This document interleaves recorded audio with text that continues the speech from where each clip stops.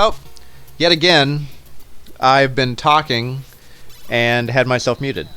So, welcome. Good to see you, Olga. Thank you for coming. Is the game sound coming through? And how is the game sound compared to my voice? Is it okay?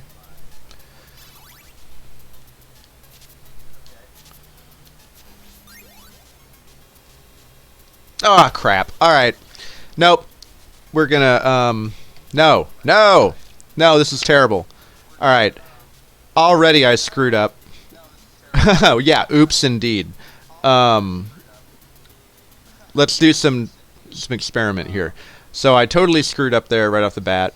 Game volume is super low. Okay. Is my voice volume pretty high?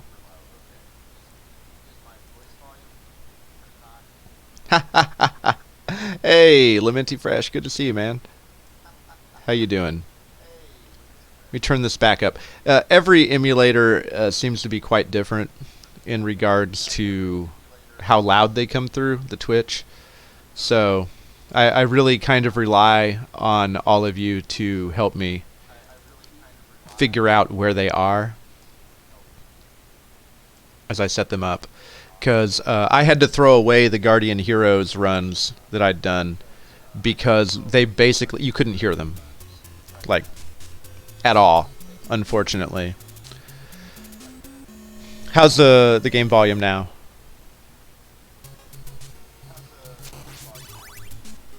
Well, your payment is the wonderful experience of watching me suck at video games. That should be more than enough. Ah, son of a... Gosh darn it. Alright, one more time. One more time, people. We're gonna get this. Because, here's the thing. Again, it's been a minute.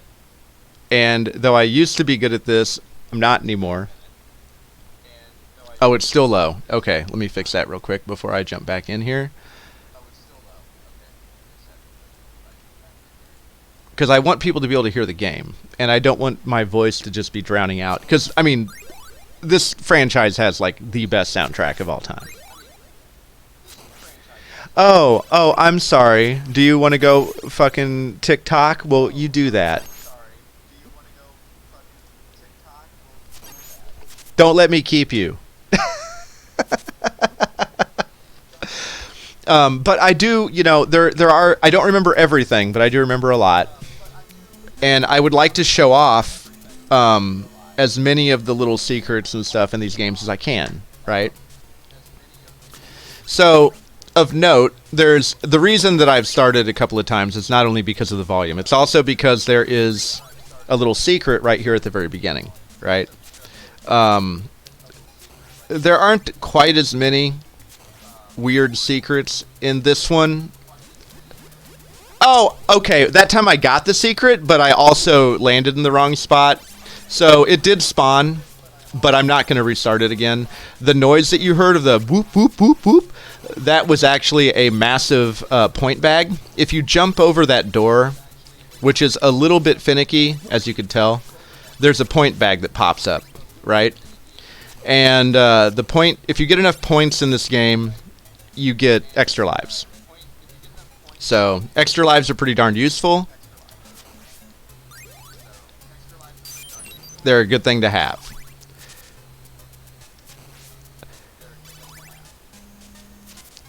I want to try to get as many of those flashy special point bags as I can. Mostly to show it off, but also because, you know, extra lives are great. Oh no! Okay, there's a good example of one of the classic Castlevania, old school Castlevania pitfalls is that stairs are your worst enemy ever. Stairs are what are gonna kill you, right? Because in order to use sub weapons, you have to hit up and B, and hitting up near a staircase will make you go up the stairs. Also, in order to go down staircases off the screen, you have to hit down. And it's very easy sometimes to hit... you can actually jump on that bat and skip this next little part here. Oh my god, I can't believe that Legged Werewolf vanished before I could grab it. That was... Items in this game vanish very, very quickly, by the way. So this is actually going to be, it turns out, a walkthrough of what not to do. All the ways that things can go horribly wrong in a Castlevania run.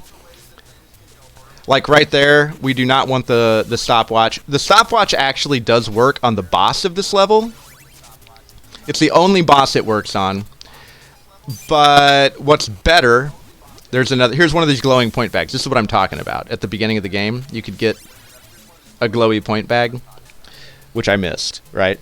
But there's a second one. So the first one you can get by jumping over the door. The second one you get right there. You have to break that block, fall down, then duck, and it appears.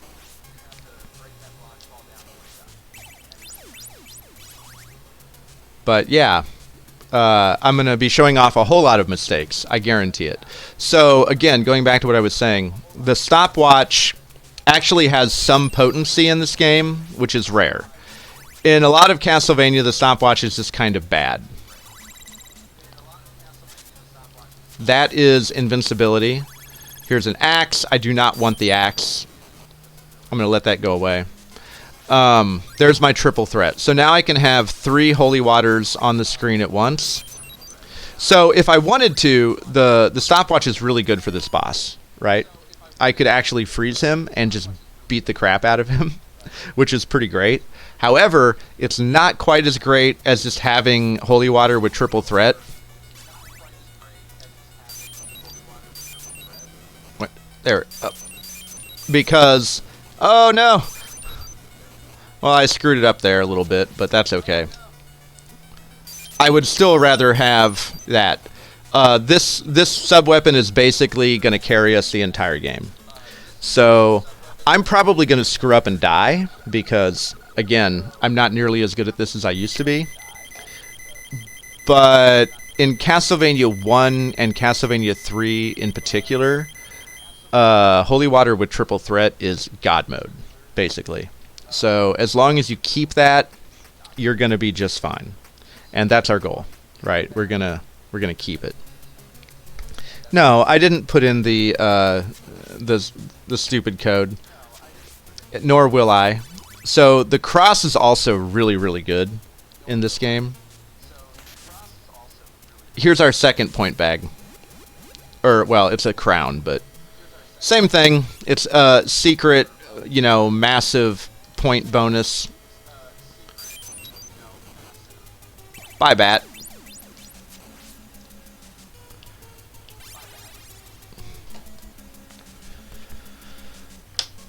There's a bunch of them, and honestly, I don't remember where all of them are anymore. There's at least, I think, 2 in every level. So I am gonna try to get the ones I remember, but again, to be perfectly honest, I don't remember where a lot of them are. I remember Castlevania 3 a lot better than I do Castlevania 1, and I'm gonna be playing Castlevania 3 next.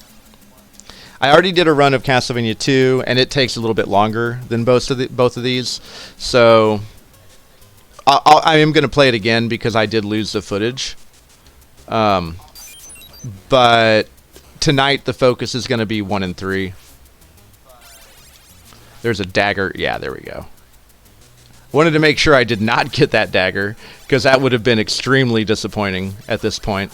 The other thing we have to be careful about is that when you kill enemies, they can randomly drop sub-weapons.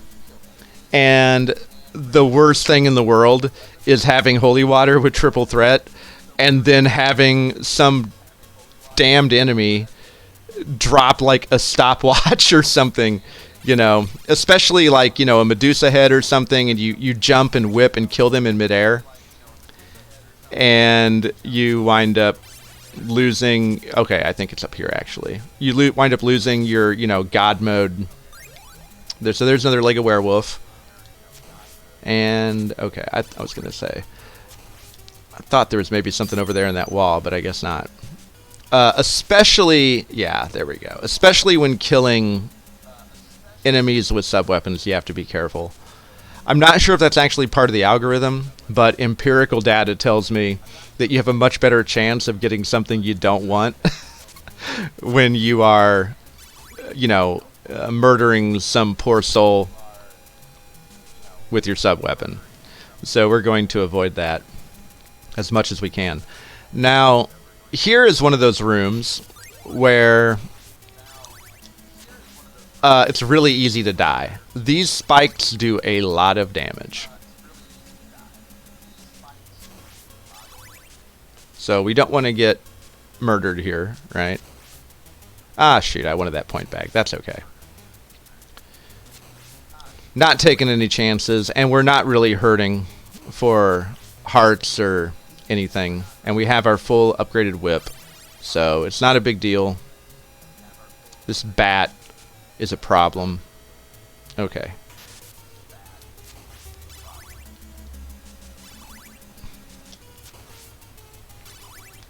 You also get points at the end of the level for every heart you don't spend.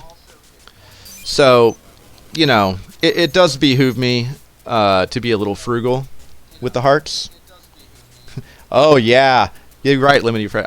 I'm gonna give him all that holy mustard. You know it. I'm the condiment king, baby. Lord Zader giveth, and Lord Zader taketh away.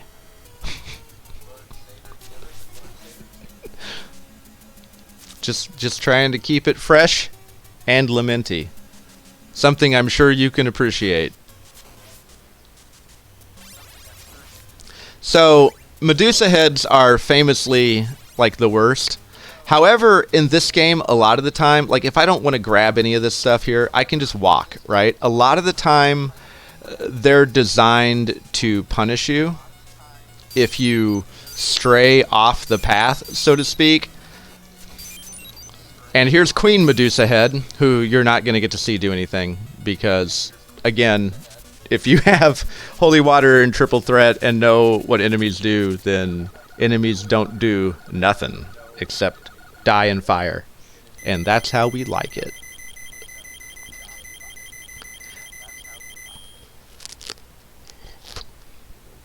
Beautiful thing about this game, too, is the way the difficulty spikes.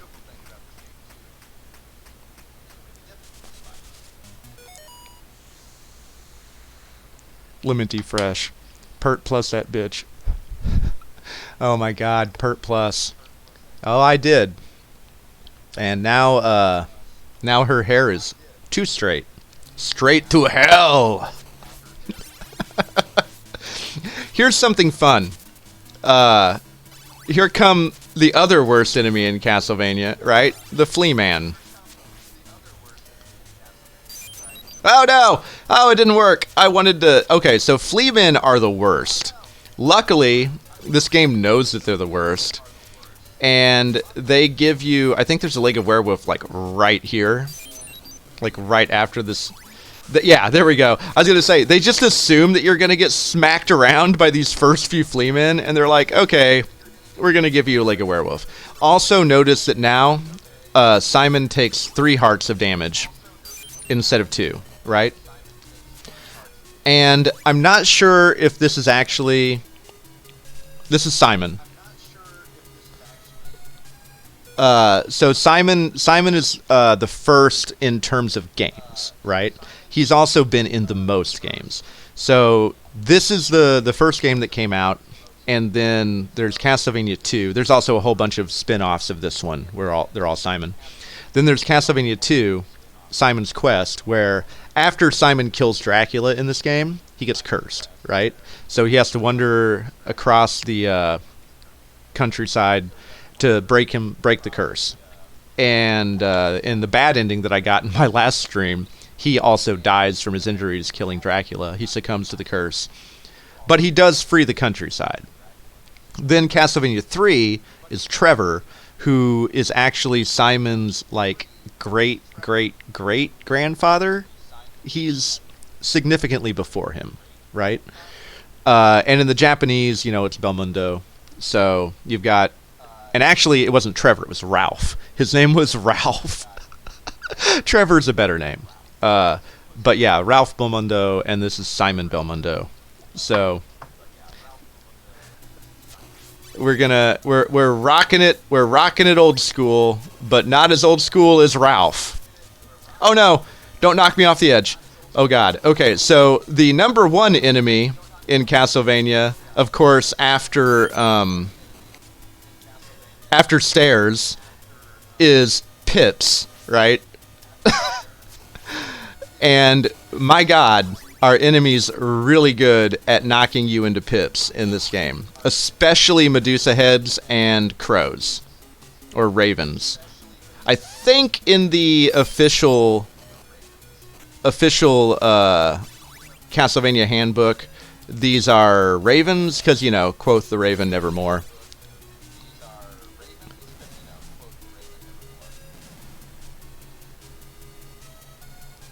Oh, okay, just a second. I got Automod held a message for hostility? No, I'm going to have to change. I have to figure out how to change those settings. Oh, I think it tried to shut you down. Oh, because you said I thought spelled THOT. What the heck? Why did it think thought was a bad word? That's weird. All right, I'll have to figure whatever that means out later. But yeah, no, this game and Simon's Quest, they're both Simon. And then Castlevania 3 and the Netflix series are about Trevor. I don't know, dude. I have no idea why it's sent twice, Lamenti. Don't worry about it. I haven't gotten into understanding how the moderating bots and stuff work yet. I actually have it set to like really low settings, and even still it tried to censor you for some reason. So I apologize, and also I'm confused.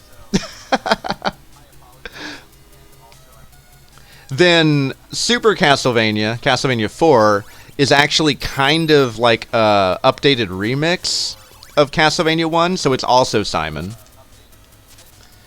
Then you've got Castlevania... Actually, I think technically Chino Rondo came next, which is Richter, which is the prequel to Symphony of the Night, and that comes way later. That's like 400 or 300 or 400 years after Trevor. So, you know, decently after Simon. I think Simon's son or Simon's grandson is Christopher Belmont. Oh, crap. Oh, gosh darn it. I knew that was going to happen. I tried to time that so that my holy water broke his fireball, but I mistimed it and it perfectly... I threaded the needle there in the worst possible way. That is not great. It's okay, because this boss is actually, like, really easy to cheap out. And I don't even need to have a sub-weapon to deal with them. But still, always really depressing to die that way. A little embarrassing. But yeah, Christopher Belmont is Castlevania on the Game Boy. And then Castlevania 2, Belmont's Revenge, focuses around Christopher, his son. I don't know how to pronounce his name. It's like Seolu or something. It's his time to inherit the vampire killer whip on his like 16th birthday or whatever. And he gets possessed by Dracula. So you wind up playing as Christopher Belmont again, right? And you have to actually fight him and save him, and then again you fight Dracula. Then Castlevania 3 on the Game Boy is Castlevania Legends, where you play as Sonia Belmont, who at that point, I'm doing really badly, was the first Belmont. And at that point, they actually had it set up so that Oh, I love it when I get the crucifix and kill all enemies on the screen when there are no enemies on the screen. That's always really cathartic, right? Feels great, man.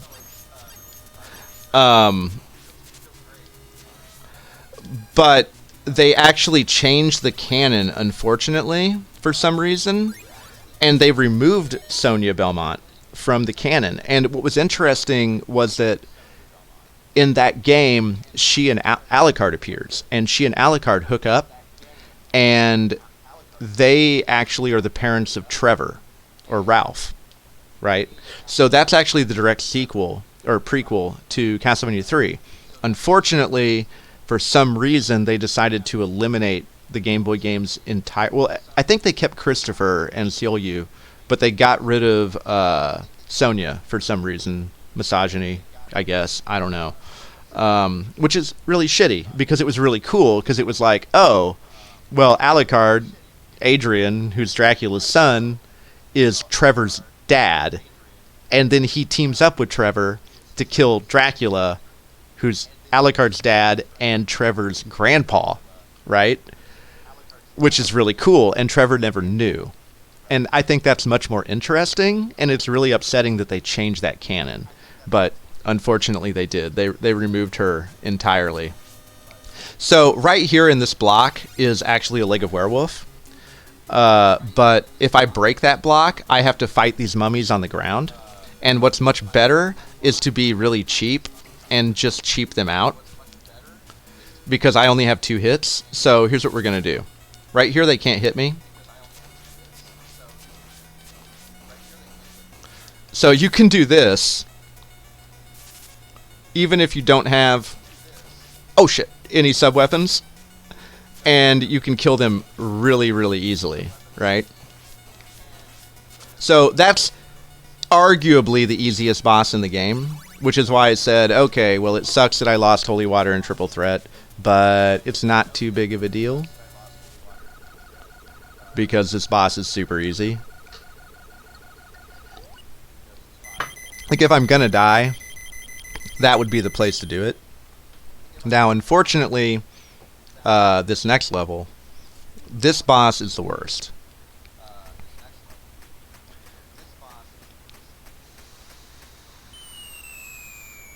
Actually, this level is the worst.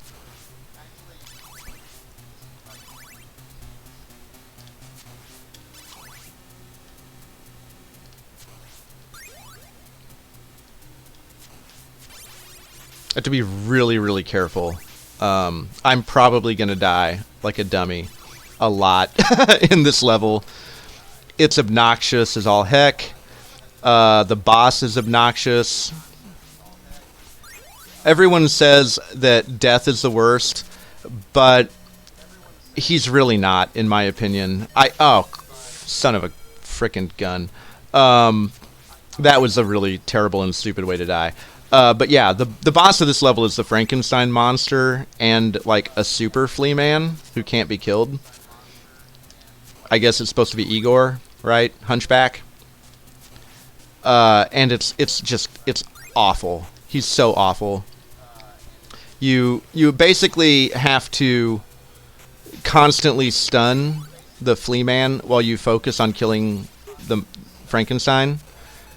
There's an extra life I just got from points.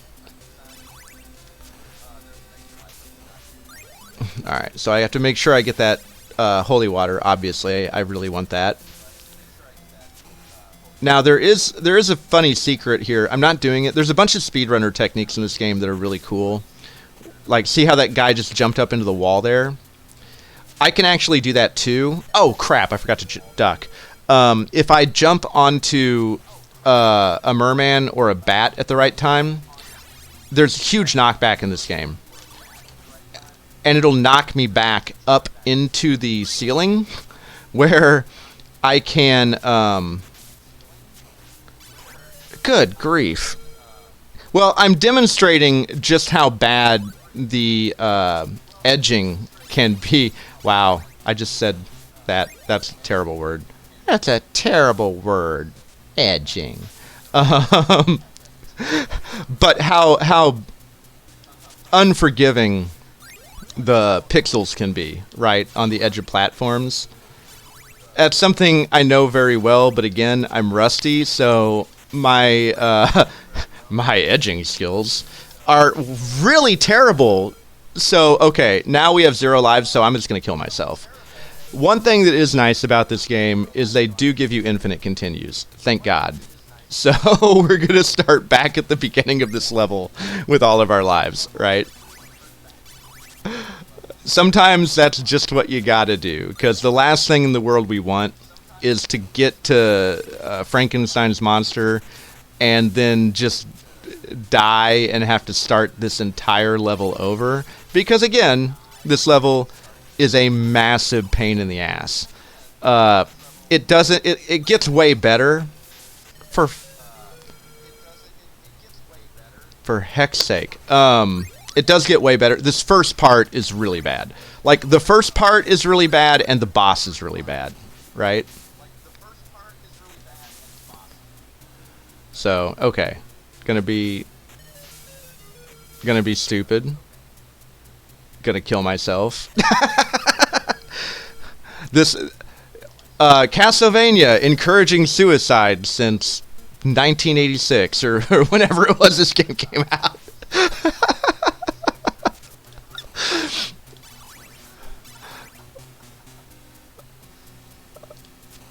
All right. So anyways, yeah. Again, you have to be really careful with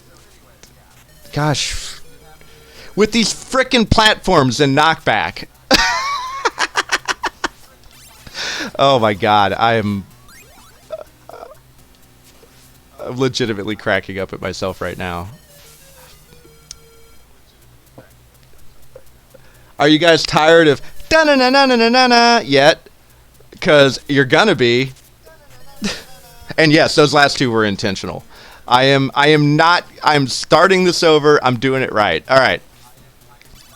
So again, if you've never played this before, once you're committed to a direction, like once you hit forward and jump, you cannot turn around in the air.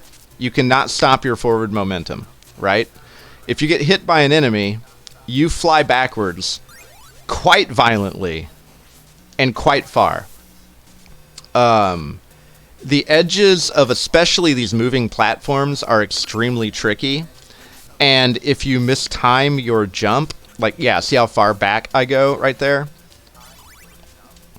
Wow, I'm actually not sure why I got hit there, because you can duck their fireballs. I think that those mermen just have, like, much larger hitboxes than they appear to, and the edge of his body just did contact to me.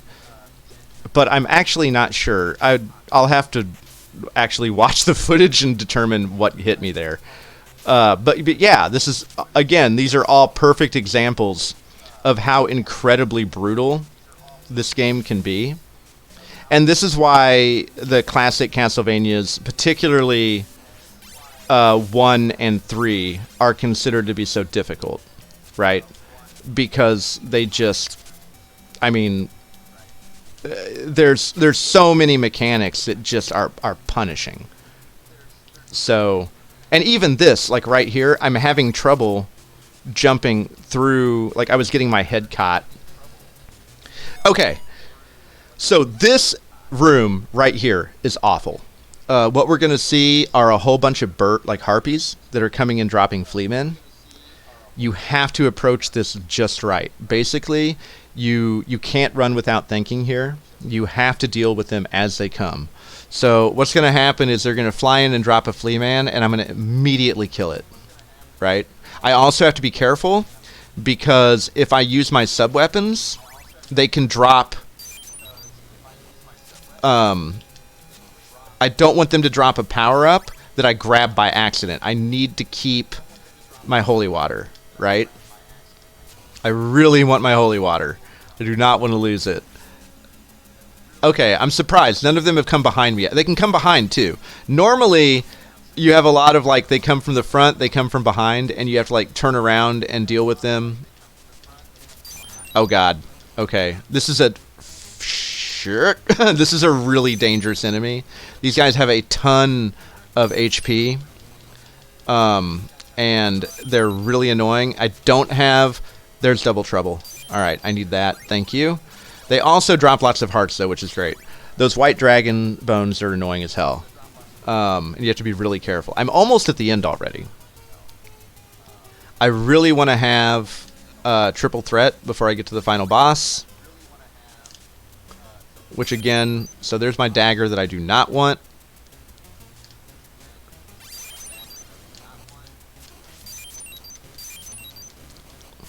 Yeah, there we go. That's what I need. Alright, excellent. So I just got a ton of points, and I got triple threat. That's what I wanted. So we're sitting a lot prettier now. I still have to be careful. Again, this boss is really obnoxious, right? And we have to make sure that he doesn't get out of hand. Because if that stupid frickin' flea man... The flea man, he's not just a flea man that's invincible. He also shoots fireballs. So, and he jumps super high, like full screen height. Or at least he can. So, once he starts jumping around and shooting fireballs, it just escalates out of control. Like, everything, all the shit hits the fan super fast. So we really have to make sure that doesn't happen, right? The best way to do that is to make sure, like this, right? Oh, crap. Oh, God, he got away. Oh, shoot. Okay, this is bad. This is really bad. That's exactly what I did not want to happen. Shoot. Okay, there we go. We're good. So, see, you have to control the flea man so that he doesn't jump all over the place shooting fireballs at you. You have to keep him stunned while you kill dude. All right, man. Thanks a lot for popping in. It was really good to see you. I know you got a lot going on, so take care of that. But again, I really appreciate you coming in and your support, Lementi. Have a good night.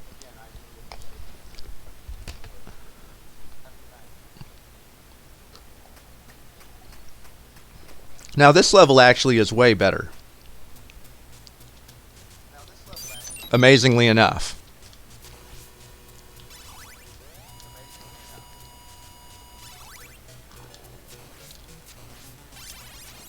And again, can I just say, what an amazing soundtrack. Remember, this is in the very early days of the NES. And as far as early Nintendo games go, the graphics and the soundtrack are just phenomenal. I mean, Castlevania really, in so many ways, in my opinion, is just unparalleled. It's so good. And I mean, you got all these, you know, classic movie monsters and horror themes. I mean, how can you go wrong with that, you know? It was, and of course, Conan the Barbarian was super popular at the time, so you've got this, like, you know, warrior barbarian aesthetic. It's such a perfect medley of so many awesome things. All the reasons that it's just, you know, my favorite video game franchise.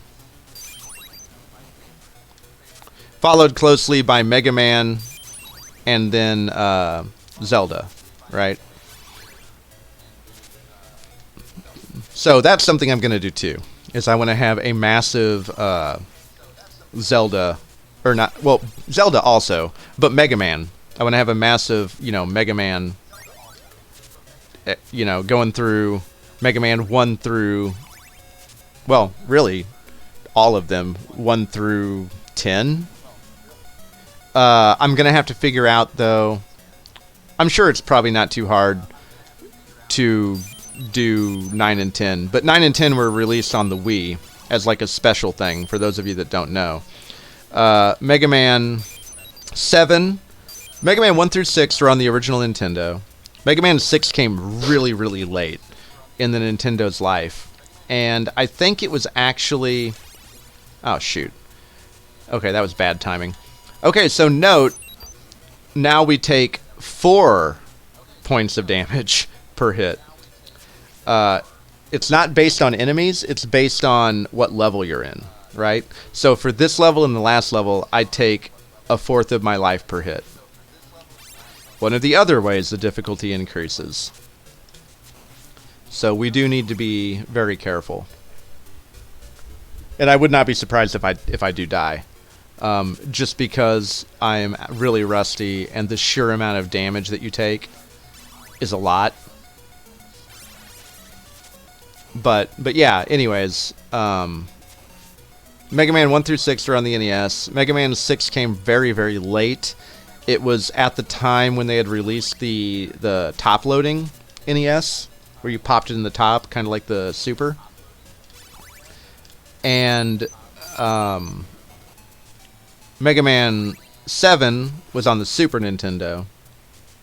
And I really love Mega Man 7, but it's kind of unpopular. Like, there are a lot of people that don't like it. And then Mega Man 8 was on the PS1 and the Sega Saturn. And Mega Man 8 is weird. It had anime cutscenes. Mega Man could swim suddenly, which he famously could not. They made a lot of interesting choices. I have kind of a love-hate relationship with Mega Man 8. I don't think it's a bad game, but it is weird. For sure.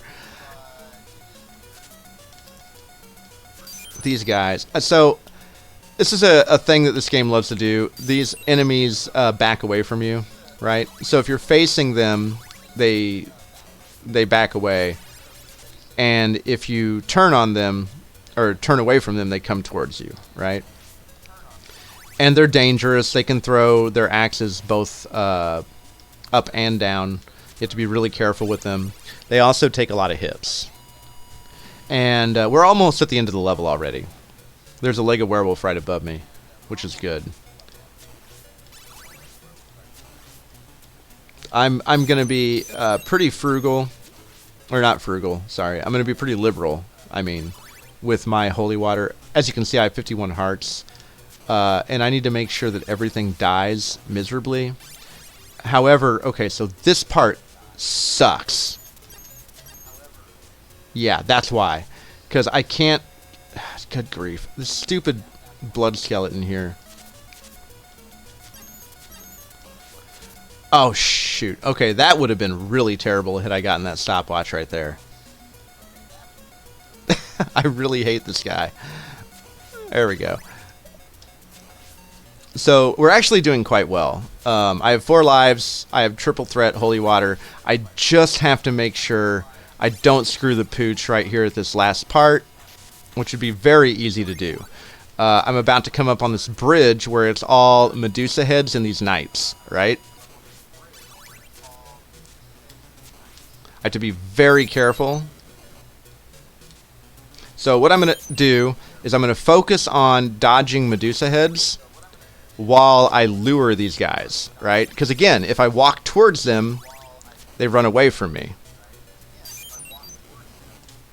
Yeah, see, that's what we want. Because not only did I kill them both at once, but I also get point bags for it, which is great.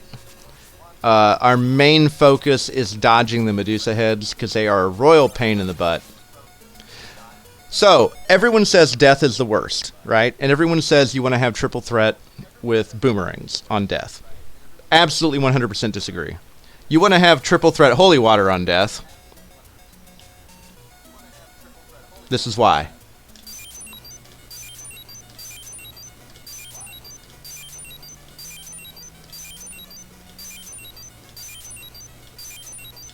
Sayonara.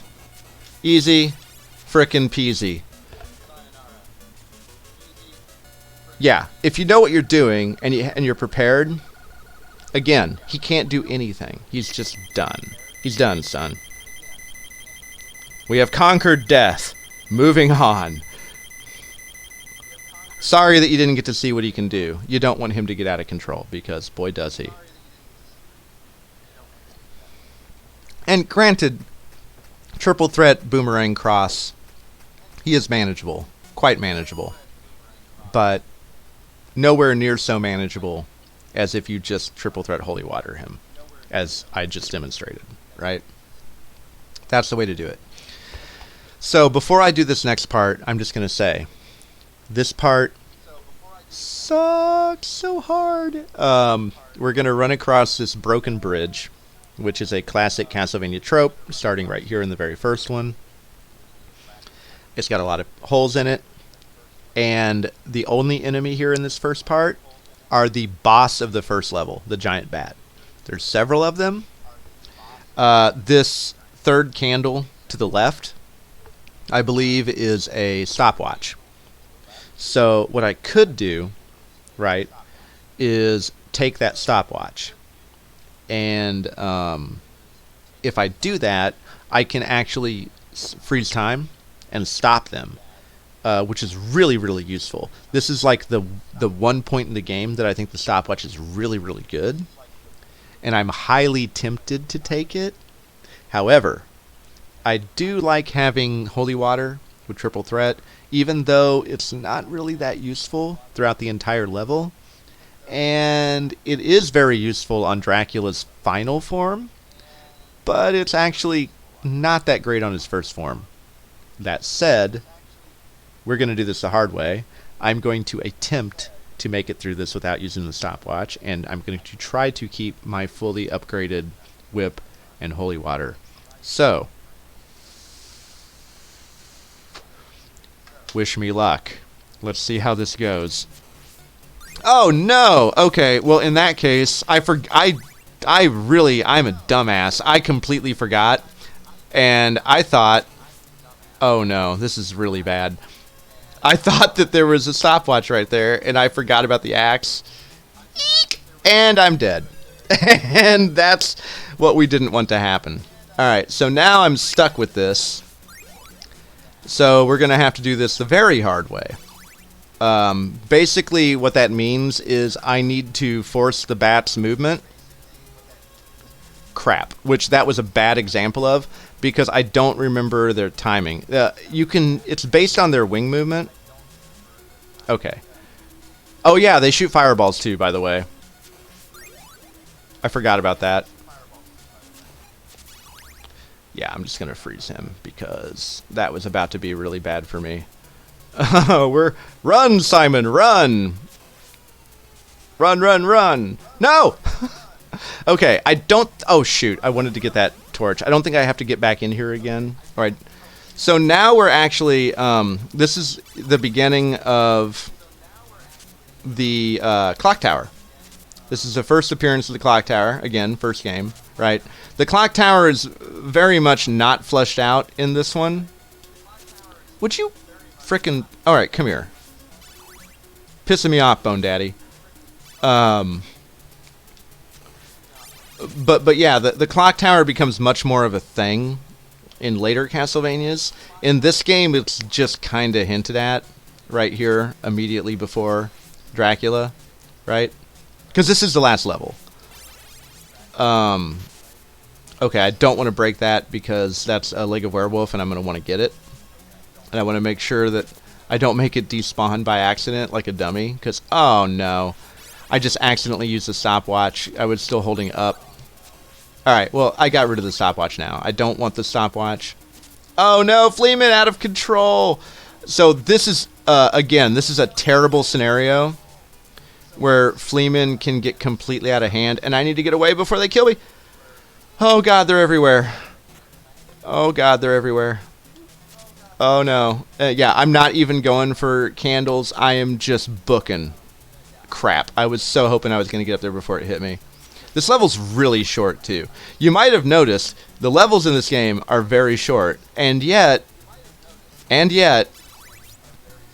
here we go. This is it. So, here's your classic staircase, full moon. They're nice, and they give us boomerang. And we can actually do a little farming here if we're careful, right?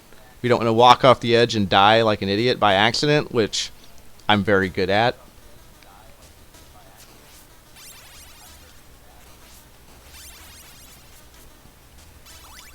I think you have to break 7 candles with a sub-weapon to get double trouble and then triple threat each.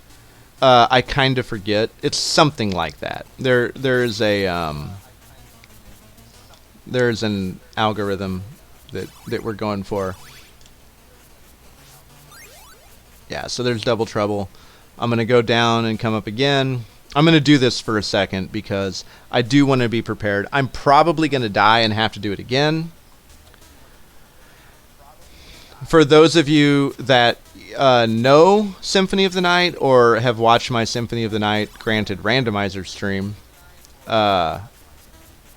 this is a nice throwback. In both Castlevania 3 and in Symphony of the Night, they've referenced this. And there's a cross right here. And there's a staircase with a big moon and everything, just like this, which is really cool. That's like a very Castlevania trope, right? It's like a very Castlevania Christmas. But I love that they keep bringing that back. They also do it in Castlevania, Super Castlevania, Castlevania 4. They've referenced all this again and they bring it up, as you will see, because I'm going to be streaming all of the Castlevanias because they're the best. Alright, there we go. That's good enough. So, again, been a while. My timing is off. I will probably die on this guy, but we're going to do our best.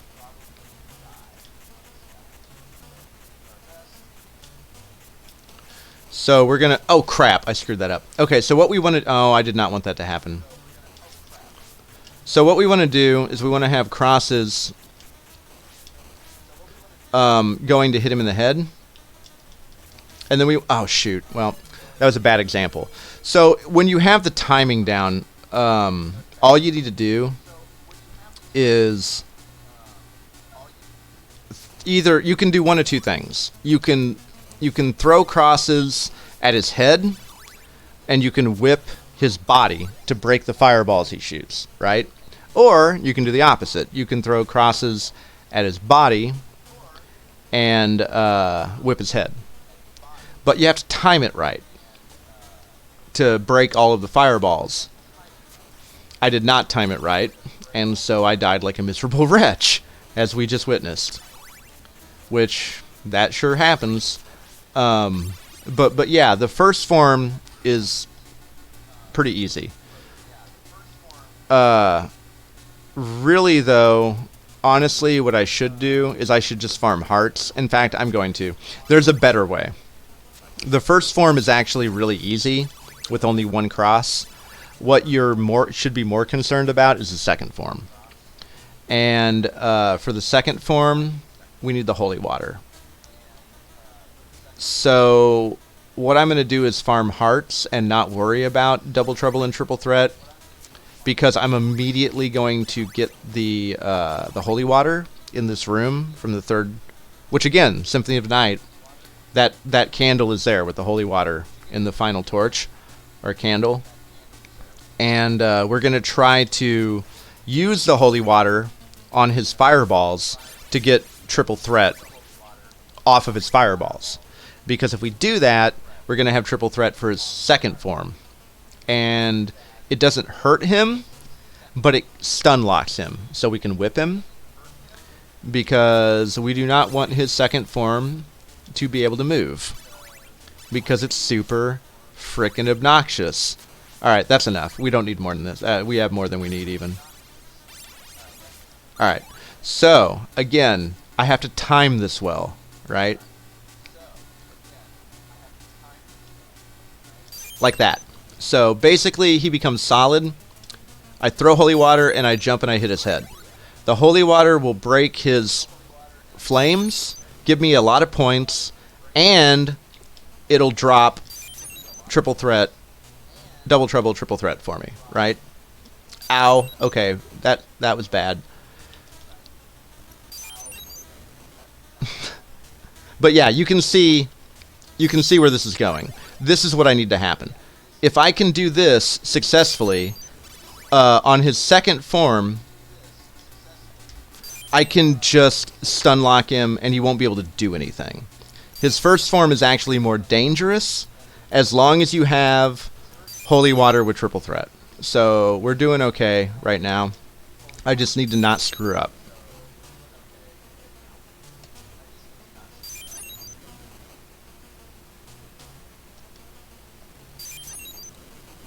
We're also getting a crap load of points from this. So in the off chance that we do die, we're like getting, we're gonna get like a 1-up again probably anytime.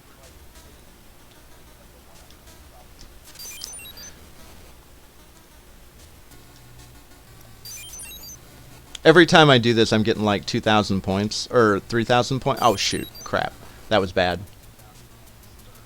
Oh no, oh no. Okay, I can't get hit again. Oh, well, all right. Okay, so that's something that he can do that's really annoying, and you have to be quick on your reflexes. If he literally spawns like exactly on top of you, you have to immediately turn around and go the other way because he'll become corporeal before you can get out of him, right? And then again, you'll take a fourth of your HP. So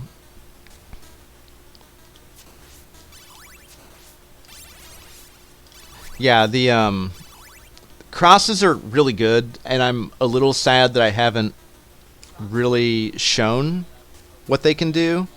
They're just not as good as Holy Water, and his body doesn't take damage at all, as you've noticed, and his second form is completely immune to the cross. Like, it literally does no damage to him. And I don't think it even stuns him. I think it just goes tink, tink. You know, it makes that armor noise. And it literally does nothing. So, you don't want to have... you just don't want to have crosses, because unfortunately, they're worthless. He's too powerful.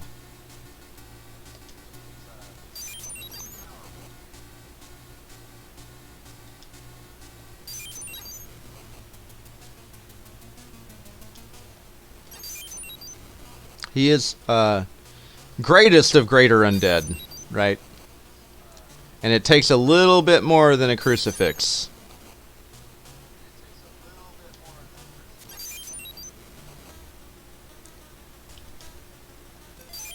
There's my extra life I was talking about. Yeah, because again, we're getting a crap load. I mean, every single time that we hit...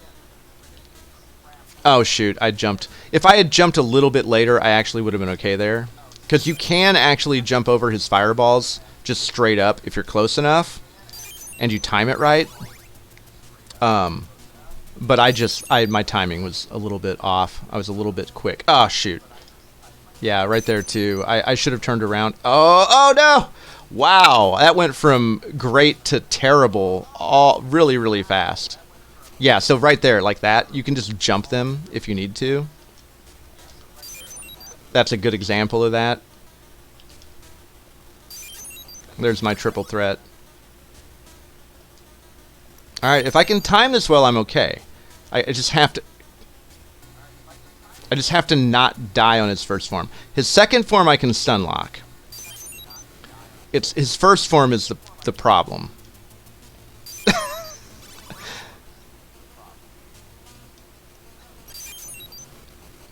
Alright. There we go. Now, knock his head off.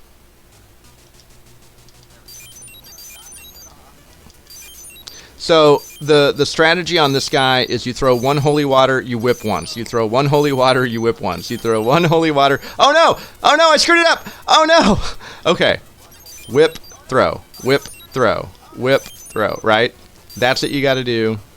If you do that right, he's really easy. If you screw it up, it becomes very, very bad. Now, oh crap, I screwed it up. Oh no, I'm dead. Yep. Again, I don't know what's going on. And I'm not trying to lay blame. Like, I'm legitimately doing a bad job. But I'm also having a little bit of, like, input or controller issues or something. And every now and then, up and down just don't work right. and for some reason I tried to throw holy water like 5 times in a row there, and it just kept just whipping. So that was unfortunate, but that's okay. You can see what you need to do now, right? And you can see how the second form is actually pretty easy as long as you have holy water and you're doing it right. And really, the first form is pretty easy too. He's just also really easy to screw up. And me being me, I'm very good at screwing it up. So, I think we've all learned something here today. This time, we got his number. And it's 8675309 for a good time call. Don't call Dracula. He's not a good time. And he's not into it. He's down with the sickness, but it's not the one that you want. All right. This time it's gonna be good. Everything's gonna be fine.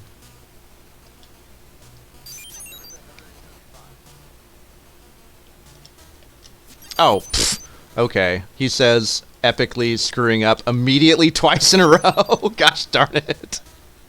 That's what I get for referencing both of those songs. I'm so sorry, everybody. This is why Simon got cursed. It was my fault. All my fault.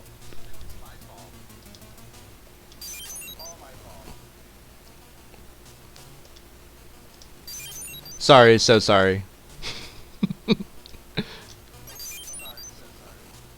What a horrible night to have a curse.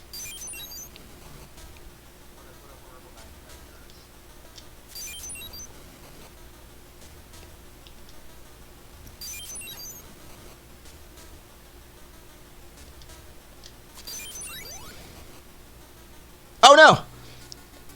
Oh god, I was too early. See, if I just waited a second right there, I would have been fine. I could have just jumped over them, like, straight up. Or forward over them. Like that, right? But yeah, I panicked and jumped, and that's how you die. So, again, the first form, easily manageable, just really, really easy to screw up, right? You can't panic. You have to be calm, and you have to react like that. Like, he was too far away and I knew it, so I just focused on making sure. Alright, so I can't get hit. I have to make sure I time this right. And you could even, like, I was trying to go too quickly, and I think a lot of what happened was I was inputting, I was doing inputs too fast. Which is why I just started whipping repeatedly. Because you can whip fast. Like that. Right? Okay, crap. That's not good. He's moving now. I have to make sure I'm going to let him. Because he's not going to shoot until he gets down there. Now I have some time because he has to land. And you'll notice that I'm only doing damage to him every other whip. Right? Crap! Okay, my button's not... No! I can't use my sub-weapon for some... Oh, I ran out of hearts. How did I run out of hearts?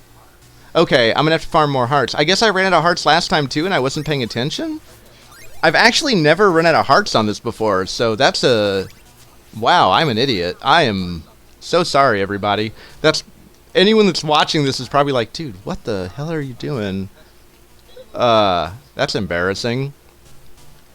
Again, it's been a second. I'm a little out of practice. So I'm just gonna farm even more hearts this time. And I am so sorry. This run should have been over 20 minutes or more ago. But this time we're gonna do it. Knocking on all wooden objects in my immediate vicinity. Actually, let me turn my chair around and knock on objects not to in my immediate vicinity. I legit almost walked off the edge and died right there instead of going down the stairs because I was turned around hitting things. That would have been funny.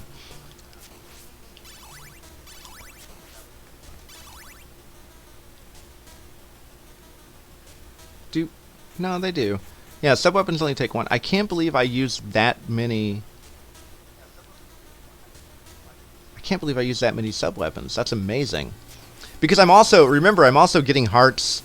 Not many, but I am getting a few hearts during the fight with Dracula. Because when I break his fireballs, they do actually give me some hearts. Now, you can also do this fight with the whip alone. I mean, the first phase in particular, I mean, obviously both, but the first phase in particular, you can actually completely dominate with only your whip. You just have to have really good timing and placement, right? Basically what you want to do is you want to be jumping right as he teleports, he appears, and he starts to flicker.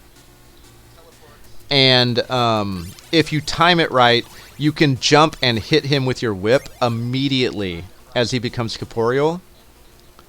And then you can whip again and just... I'm going to try to do it. Oh, shoot. If I hadn't jumped, I would have pulled it off. I jumped... crap. Okay. Yeah, that was dumb. But yeah, you can see what I'm talking about right there. Like, if you jump immediately and time it right... Crap! That was just a misclick. You can hit him in the head, and then you can also whip right as he starts to spawn fireballs, and they all spawn from the same point, so you just destroy all of them at once with your whip, and it actually makes it really easy, but you have to time it really well, and you have to have really good placement, and the way I'm doing it right now is much safer. Plus, again, I want to have Holy Water and Triple Threat for his final form, so I can stun lock it, right? That's what I'm going for. So that's why I'm doing what I'm doing. But I have beaten this before in the past when I was far better at this game than I am now with only my whip, and it's really not that bad when you're in the swing of it and you have the rhythm down. But it is all about, you know, timing and placement, and you got to get a rhythm.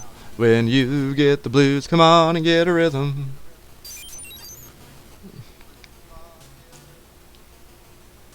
You can also just do that, right? You can place yourself well, and then just jump over the fireballs and hit him in the head.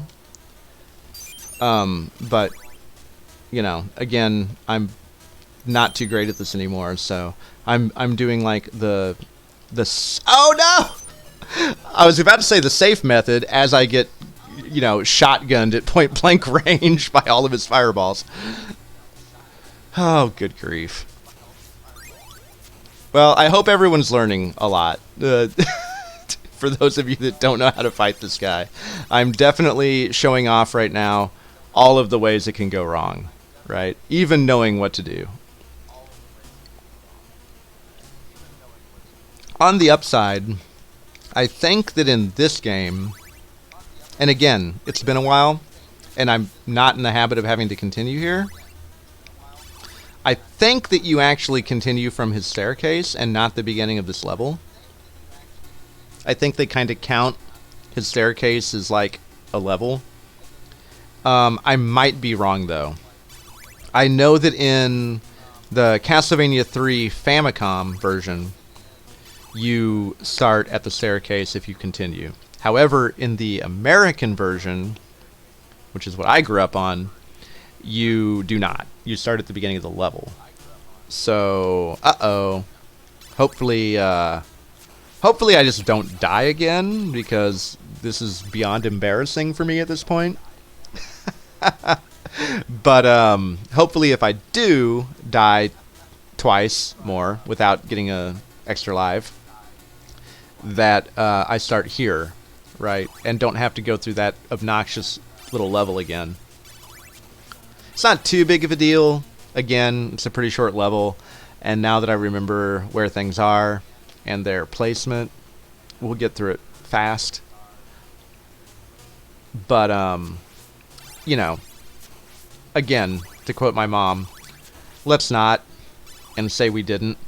And just to be safe, because I'm so confident, I'm going to do this little heart farm one more time. And this time, we're going to win, people.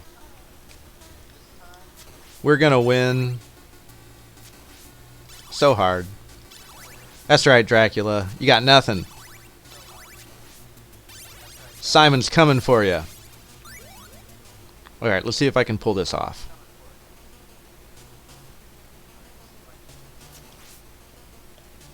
Ah, look, I did it. 2 hits, whip only. That's what I wanted to see.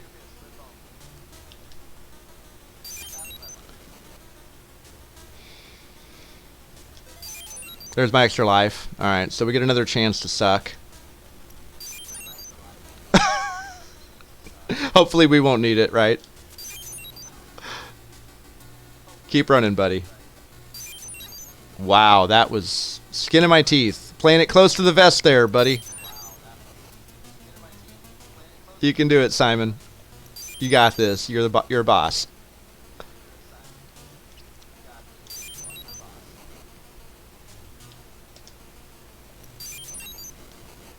Still need triple threat just to be safe. Really, you can pretty easily cheap out the second form with just double trouble, but I don't even have double trouble yet, so you know, I'd really like to make sure I get that at least. I might even just be a punk and there we go. There's double trouble. Oh no! Whew, that was close. There we go. All right, cool. All right, we're good. I feel much better now. Now we can focus on killing this monster.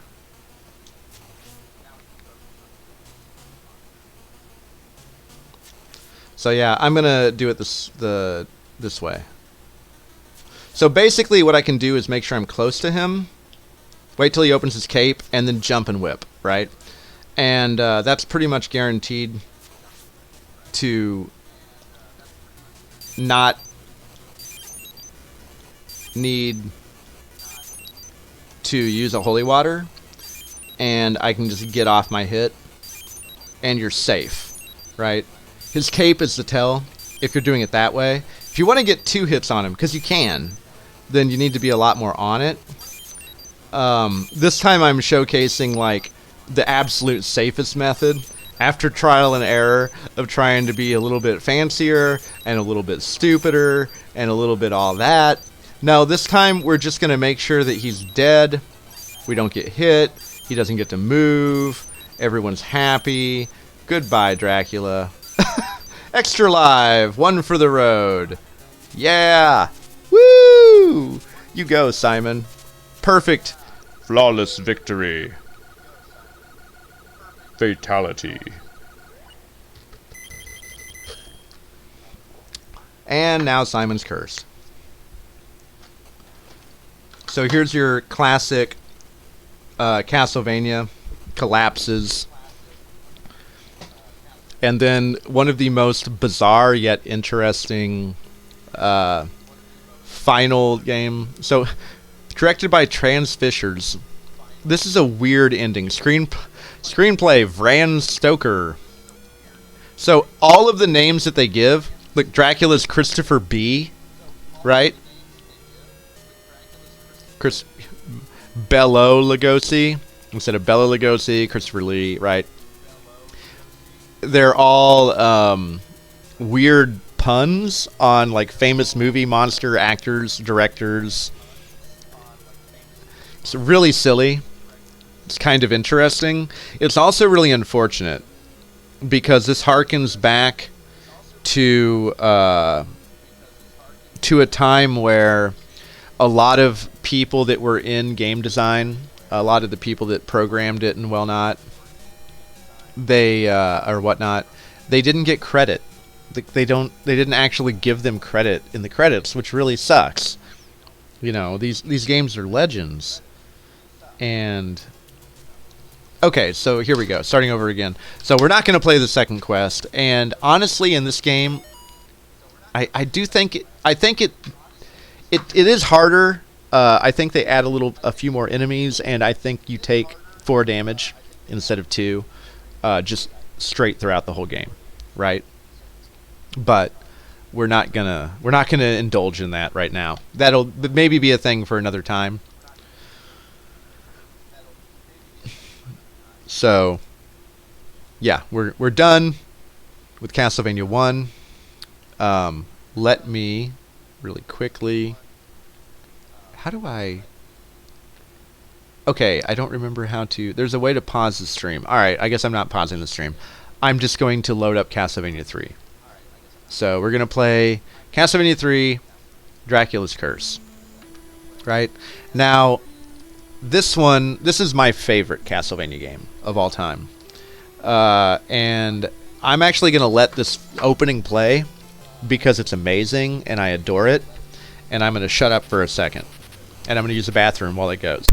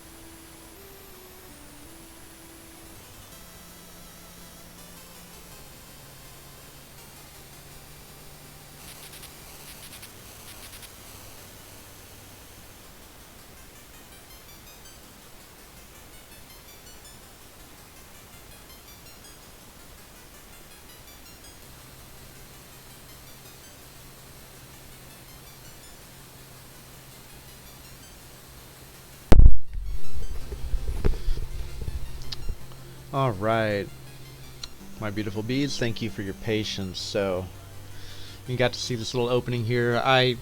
This was the, I played Castlevania 1 and 2 before Castlevania 3, and I loved them. But this is the one that I adored. And I played this game so much. I used to have literally everything in this game memorized. I'm not exaggerating. I mean that. I knew every candle on every path for every character. Every breakable wall, everything. I beat this game so many dratted times. I used to be able to beat it without getting hit, the first playthrough. I was never able to beat the second quest without dying. I did beat it, and I was able to beat it without continuing, but I was never able to beat it without dying. The second quest is so frickin' hard. Holy crap. But yeah, I absolutely adore this game, and it has so many wonderful things. Okay, so, oh, whoops. We're going to, as far as I know, there's only one cheat, which is if you enter help me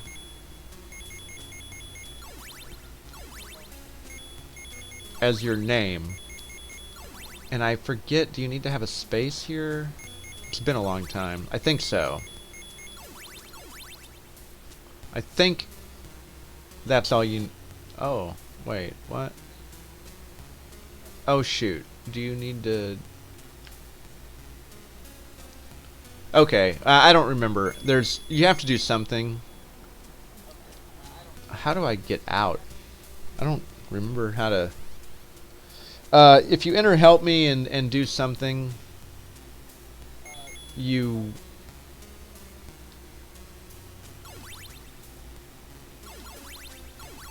I don't know. I don't remember how to... Oh, crap. I don't remember how to go back. There should be like a... Oh, no. Alright, just a second. I don't remember how to do this. I'm just going to look it up. Because it's been a long time. And I usually don't use the cheat. But if you enter help me and something, then you have 10 lives at the beginning. I don't remember having to enter the second part of this.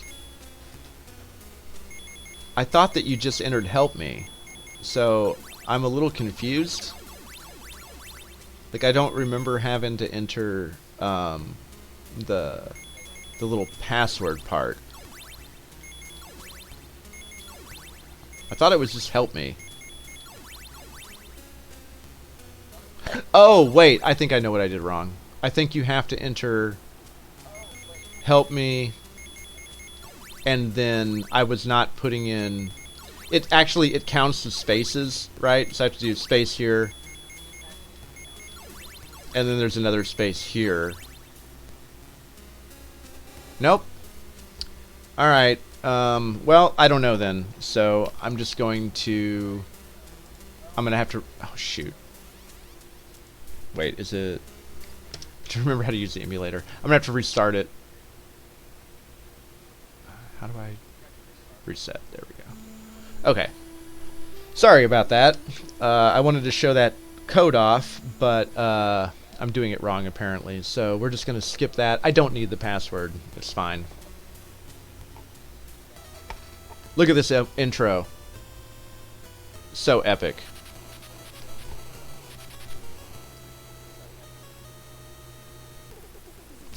Alright, so this is Trevor, or Ralph Beaumondo. He is Simon's, like, great-great-grandfather, great-great-great-grandfather or something. I don't know. This happens significantly before Castlevania 1. And is canonically... Well, it was canonically the first Castlevania. Until they introduced Leon, who is now... canonically the first Belmont, right?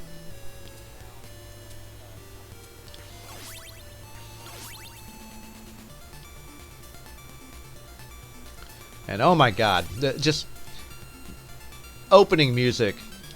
I mean, every Castlevania game has amazing music, but the entire soundtrack of this game is such fire.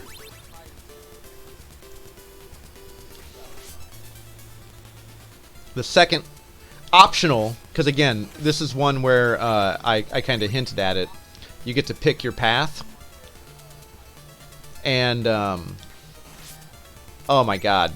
The second level, if you go to the clock tower in this game, has the most amazing... It's my favorite song from all of Castlevania history. Which is saying a lot, because all of the music in Castlevania is so good. With the exception of the end credit theme of Castlevania Symphony of the Night, which is bizarre and terrible, in my opinion. I'm sure there are people that love it, and I'm glad, but the general consensus is that, what?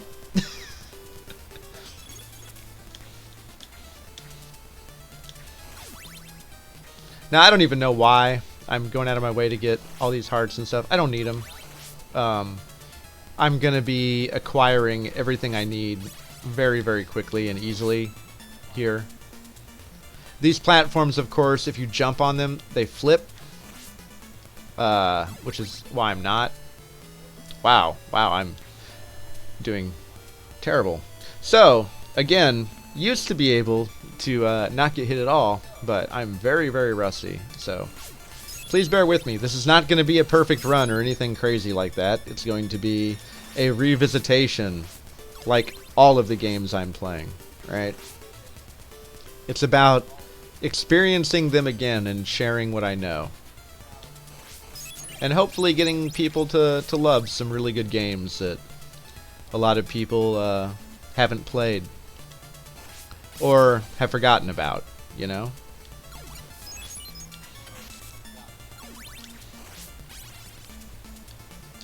So we're going to go out of our way here to kill some enemies, make sure we get our double trouble, triple threat, right?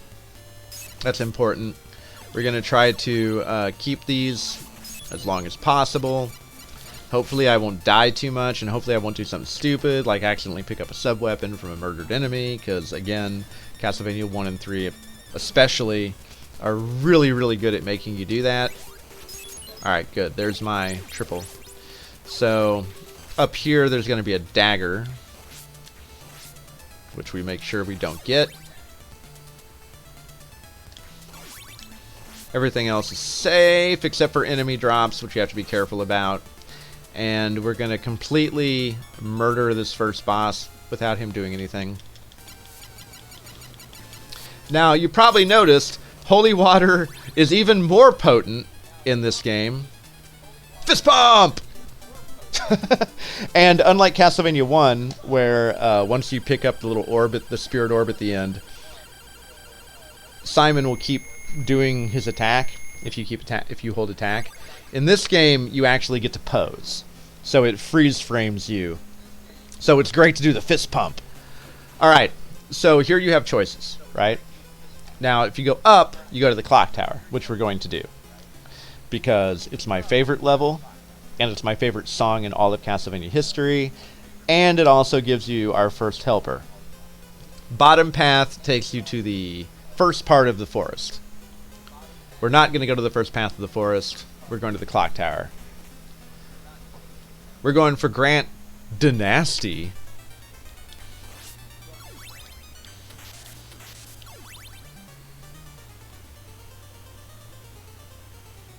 Behold, Clockwork. What a track. This song is amazing. And, again, for those of you that don't know, the Japanese version of Castlevania 3 Dracula's Curse had an extra chip in it with more audio tracks.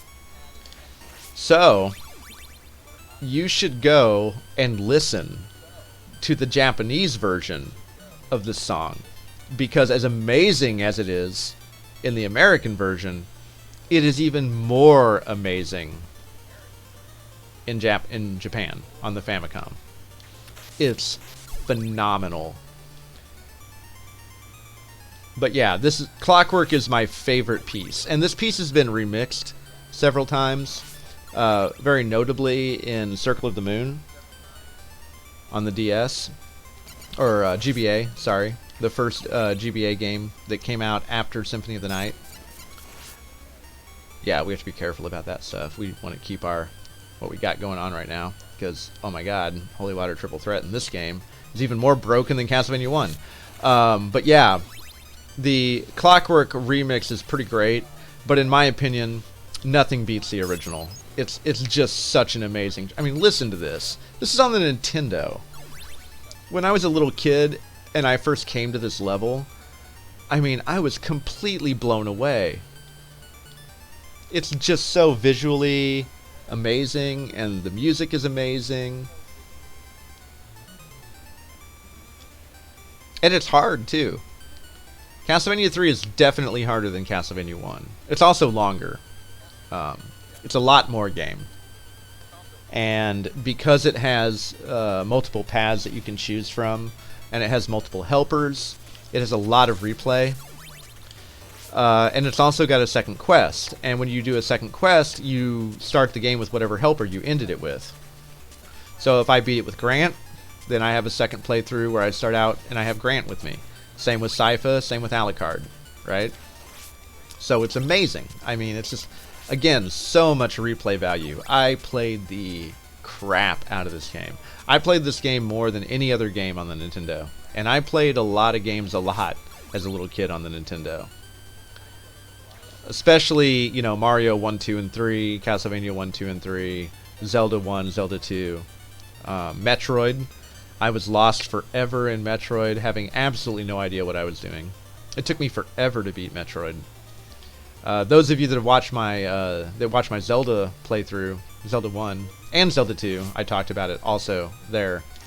I played Zelda 1 by accident on the second quest for a long time because I didn't know that Link's name wasn't Link. I thought it was Zelda, and I just entered my name as Zelda because I was a little kid and I didn't know better. And yeah, that's a code that starts you on the second quest.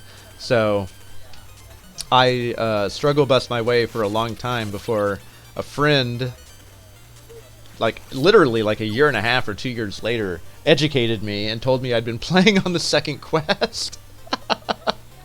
But yeah, I played all of those classics a lot. A whole lot. But none as much as this one. Like, this was my game. And the neighborhood kids would even come over and watch me play it because I could beat it without getting hit. So it was like, I was like an original live streamer, you know? It's kind of funny, actually, looking back on it. That was in, like, the, you know, late 80s.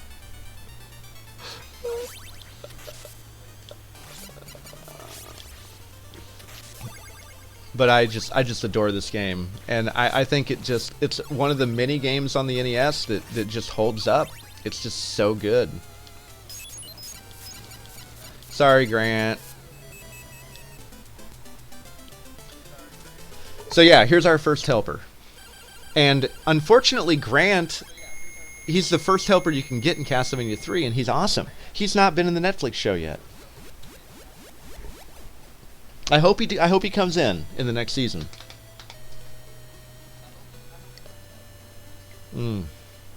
Dreamed I was turned into a ghost. Well, I hate to break it to you, buddy. But wasn't a dream. So yeah, we're gonna take him, obviously. Now, the clock tower. This is like. So, okay. This is something I love so much, especially now, retroactively, right? Pardon me while I pause real quick, because I want to explain this. Well, after this little scene. So, see, the clock tower, there's a direct bridge to Castlevania. Because another cool thing about this game, you know, we start out in the countryside, not in Castlevania, right? Kind of like Castlevania 2. But then, well, the bridge breaks and collapses, so you have to go back down the clock tower. Something that is so cool now, retroactively, when you look back, is Castlevania 2 and Castlevania 3 are very much setting up Symphony of the Night, right? Because Castlevania 2 has the whole, like, roaming around, unlocking things, getting new abilities that give you access to new areas, like Symphony and Metroid, right? Hence Castleroid / Metroidvania. But this little area here in particular, in a way, is kind of the beginning of the inverted castle. Because the clock tower is brilliantly set up so that if you come up here and you take Grant to help you, well, climbing down with Grant is amazing. It's designed intentionally to showcase his abilities and what he can do.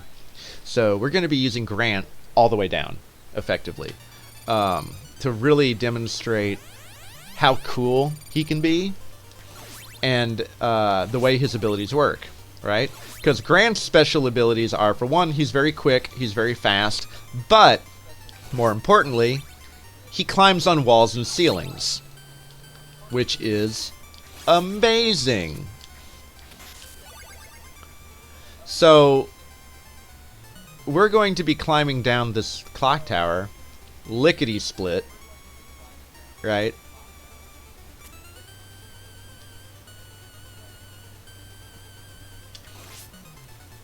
He makes such short work of this place, it's ridiculous.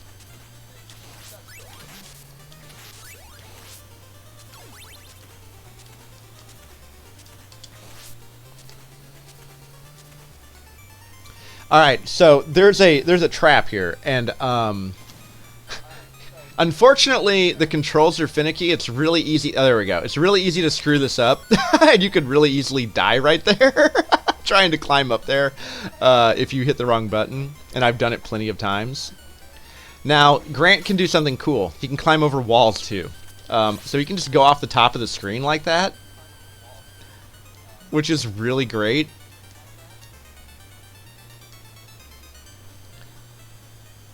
Yeah, climbing down the clock tower with Grant is just so much fun, and it's amazing. Yeah, and he only gets axes, daggers, and stopwatches. But he can throw axes and daggers from the ceiling and from the walls, which again is completely amazing. He also can jump really high, right?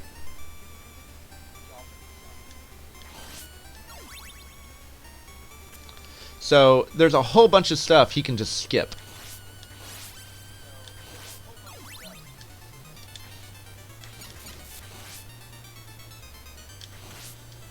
Which we are going to do a lot.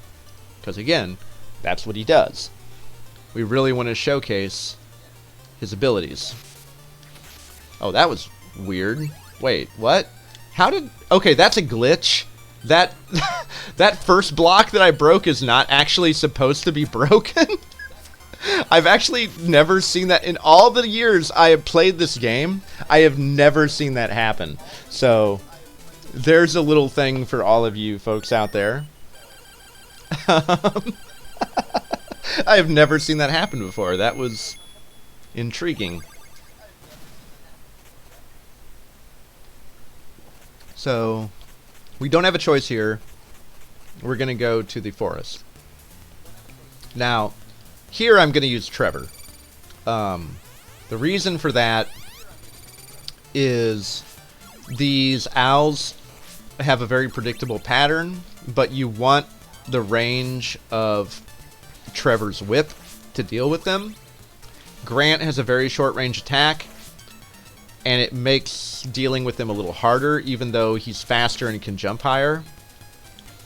And the chances of getting a sub-weapon by accident from them are pretty high with Grant, again, due to the short range of his weapon. So I don't want to take that chance, right? Whoop. Oh, shoot. I screwed that up. Oh, I hate when that happens. Yeah, botching the initial hit on these owls is not good, as you just saw. Their second dive attack is really, really annoying. So I go out of my way to try to avoid that.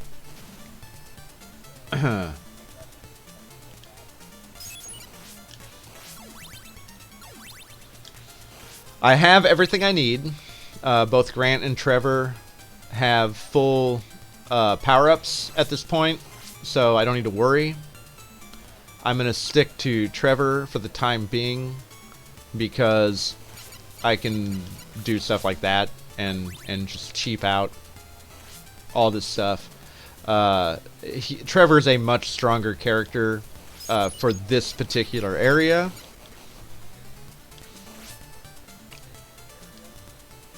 Because, again, range. Grant is very, very short range, right? So, very short area. This is only the second half of the forest that we went through. We skipped the first half by going to the clock tower. Now, here we have two choices. If we go straight, we go to Sypha. We continue in the forest path. We go Sypha's route. If we go down, we go to the marsh and then the catacombs, where we meet Alucard, right? Now, Sypha is arguably the best character in the game. Sypha also has the shortest path in the game. Alucard's path is a little bit longer. It's definitely more obnoxious, and Alucard is the worst character in the game. Unfortunately, he is broken. I will showcase all of the characters at some point. For now, what we're going to do is we're going to go the short, powerful path. So we're taking the Sypha route. I believe this is an axe. Yeah. I should have actually gotten that with Grant. That would have been smart. I wasn't thinking about it. Though, really, no, honestly, you know what? I do want daggers on him. The reason for that is I'm going to try to pull off a very, very difficult and very obscure secret that I discovered by accident, oh crap, as a child. And I didn't know, nobody would believe me that it happened. I thought that maybe there was a glitch, but it turns out that no, there was not a glitch. It's a real thing. The boss of this level is a Cyclops. And there is a glitch with the Cyclops where if you throw a dagger at the right time and it hits him in the eye as lightning is striking, because there's constant lightning in the background, that the lightning will strike him and it will stun him and it will do a ridiculous amount of damage. And again, it's one of those things that Castlevania has always done, where it's this really bizarre, insane, incredibly obscure secret that basically they just know that you're going to be playing the game a lot, and they expect you to discover it completely by accident, right? And I did.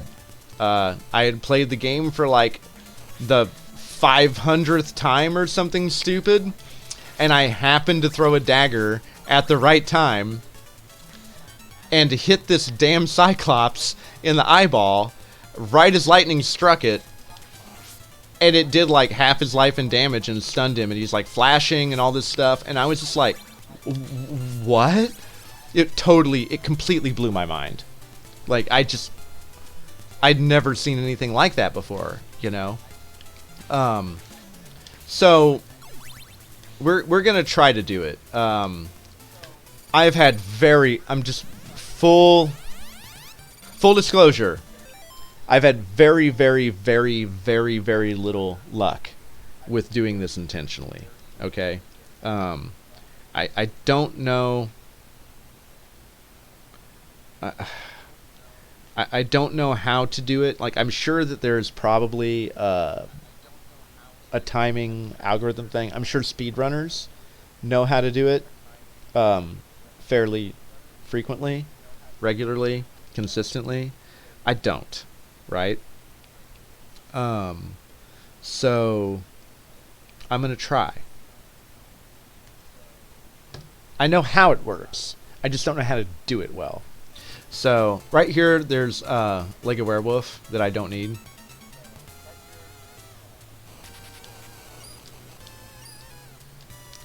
You got to hit this guy in the eyeball. Right? Grant is really good at this, especially with daggers, because you can do that. But I want to try to hit him in the eye. With lightning. Ah! Oh, shoot. Oh, no! This is a bad idea. I shouldn't be trying to do this. This is really dumb. The nice thing about Grant is if I screw it up, I can break the that block and still climb up onto the top of it. Whereas Trevor, if I were playing as Trevor, I wouldn't be able to. If I broke that and got the Lego Werewolf, I wouldn't be able to get back up there because he can't jump high enough. But Grant can, I think, straight just jump up there. But even if he couldn't, he could jump and climb. Right? You can climb on walls and ceilings, so he can get up there. I really would love to see this lightning strike happen, because it's such a crazy secret. I don't think I'm going to be able to. He's got to be in the right place too. Like you got to get him under the cloud. Like, see how the screen flashed right there? Hit me with a hammer. All right. Okay. So what I need to do, I'm going to try to lure him over here. And I'm going to try to get him to swing his hammer, right? Oh, nope. Oh, nope, that's unfortunate. Alright. Gosh darn it. Alright, buddy, come on.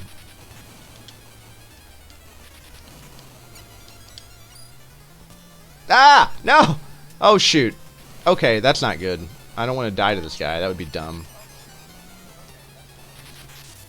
Alright, so there, you can see. That's why Grant is awesome. I can break that, get the Lego werewolf, and still hop up here, right? I really want this lightning bolt thing to happen. I don't think I'm going to be able to pull it off, but I'm going to try. Alright, he's only got 2 hits left. Hit me with a hammer. 1 hit. Oh! Well, be dead. Alright.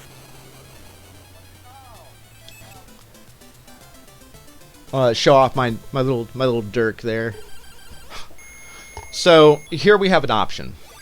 We can choose to keep Grant, or we can take Sypha. We can't have both, right? Which is sad, because it'd be amazing if we could keep both, right? However, we can't. So I have showcased Grant. I'm gonna go ahead and take Sypha.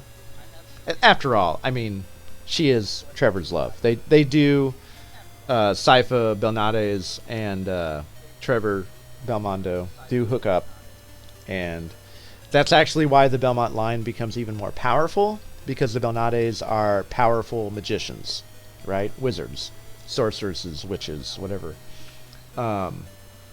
Also, interestingly enough, for those of you that've seen the Netflix show,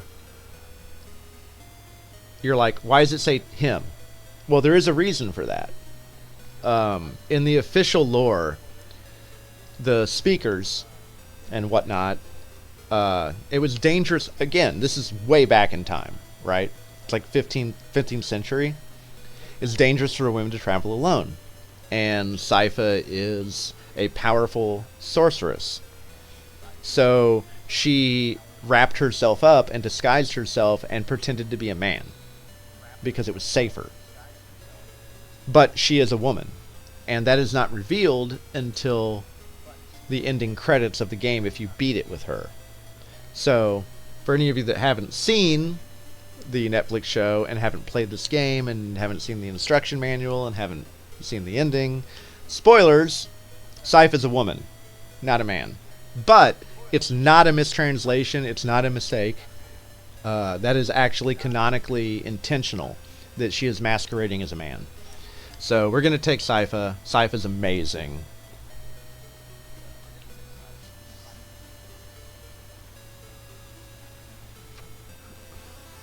And I'm going to play this game again here soon, and I'm going to keep Grant through the entire run, because he's really good. And the level that we're about to go to here is actually his ship, because he was a pirate. The Ship of Fools is actually Grant's ship. So we're taking the ship across to the tower, and you'll notice on the map there's 2 skulls. That's because there are 2 bosses. There's a mini boss and a main boss. So Sypha is the physically weakest constitutionally. Like her defense is very low. She takes more. Every character takes different amounts of damage. In the beginning of the game, Trevor takes 2. As soon as you get Grant, he takes 3, while Trevor still takes 2. Sypha takes 4, I believe, right off the bat. Alucard has the same toughness as Trevor, so he and Trevor have equal damage mitigation. But just like Castlevania 1, well, in the NES version, the Famicom version is different. Damage is set, but in the American version, which is actually harder, this is one of the few games that the American version is harder than the Japanese. So the damage increases, actually. So if I were Grant, I could get over there. And if I were Grant, I could skip a lot of this stuff, right? This level is actually set up so that if you're still playing as Grant, you can kind of just cheap it out, and you can do a lot of stuff, which is kind of cool. Sypha, no. She has the same... Oh, for crying out loud. I can't believe that just happened. Alright. Again, bringing up how staircases are your worst nemesis in Castlevania 1 and 3. That was embarrassing and terrible. So we're going to be playing almost entirely as Sypha. A lot from here on out. I'm going to be switching back to Trevor in order to get him power-ups again, because I will be using him for certain bosses, and I need him, you know, up to snuff, so to speak. But Sypha is going to be our go-to for a lot of things, and she is ridiculously good. Her sub-weapons are stupid powerful. I'm going to go ahead and take that just because there's no reason not to. I'm not going to use it, hopefully ever. The sub-weapon of the stopwatch has some uses in Castlevania 1. In Castlevania 3, it's basically worthless, except for the fact that it is literally the only sub-weapon that Alucard gets to use. Which, poor Alucard. They really screwed him. I need to do an Alucard playthrough so I can demonstrate all of the ways that he is a very bad character. He has one thing going for him, which is that he can turn into a bat, right? He can turn into a bat, and he can fly. So, what's cool about Alucard is that he can turn into a bat and he can fly over like anything, except, unlike Grant, he can't fly over walls. So if there's some kind of like a wall barrier, Alucard can't actually fly over it. He's restricted by the top of the screen, whereas Grant is not. However, he can fly over huge pits, and he can fly up onto platforms that Grant can't reach, even by climbing, right?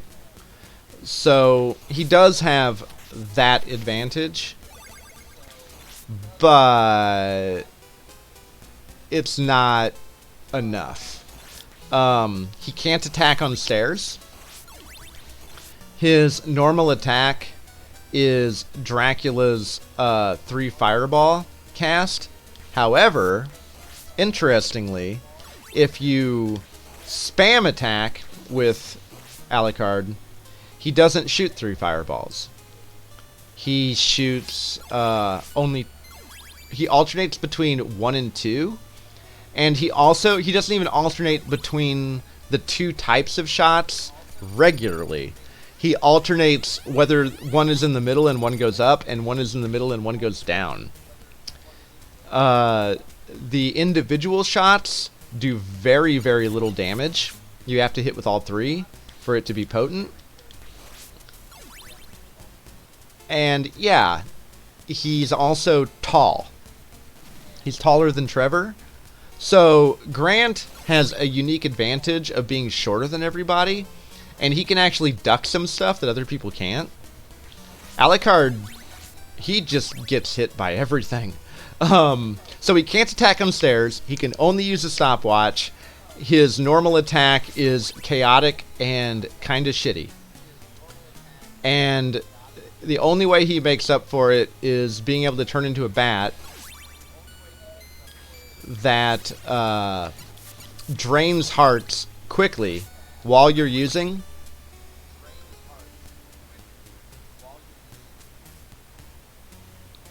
And if you get hit, you come out of it.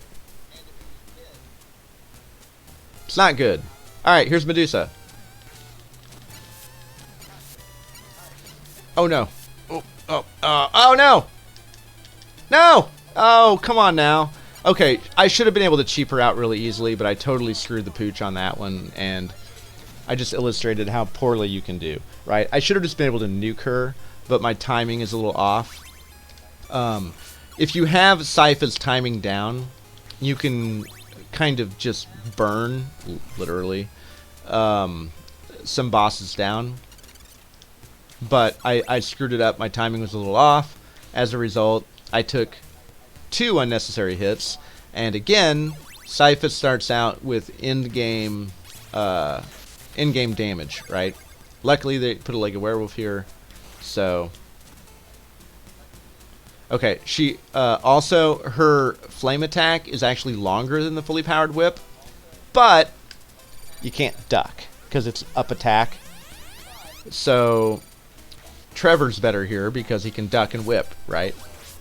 And though his fully powered up chain whip is slightly shorter, it's still long enough. Alright, now here we come to one of the gotcha points of the game. They have these flippy platforms, like they're like a teeter-totter seesaw thing, right? This is to teach you how they work. This one's not too bad. There's one coming up later in a level that you only go through if you're on this path that is terrible. And if you're playing like I am, with Sypha. Oh, shoot. That's not good. Oh, no, that's not good. Okay, this is really bad. Please don't come back and hit me before I can get off the screen. Okay. There we go. Alright. So if you have Grant, you can just climb over this wall. Right? We don't. So we have to go down here. Which is okay.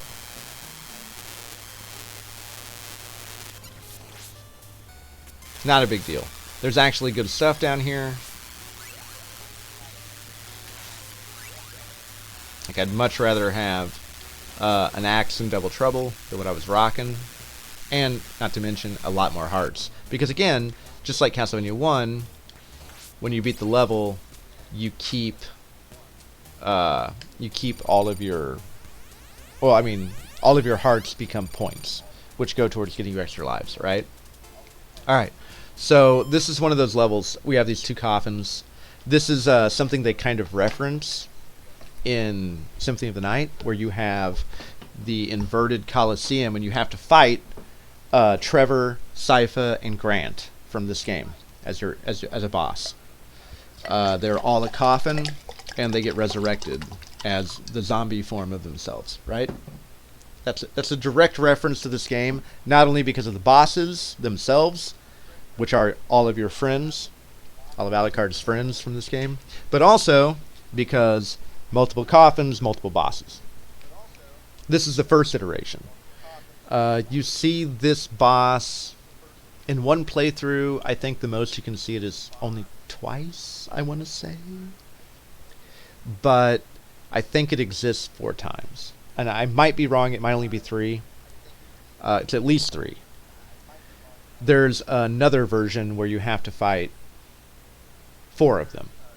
Another version where you have to fight 3 of them. There's a third coffin, which has a much bigger boss, which is actually basically Dracula's second form from Castlevania 1.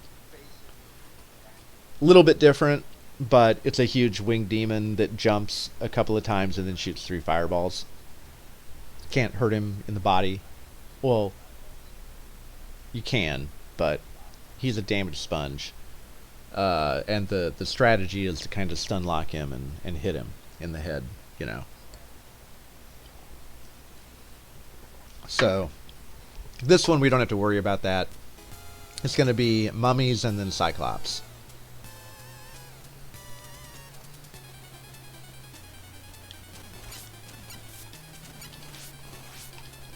So yeah, Sypha does insane amounts of damage. Her fire attack here is her most standard weapon.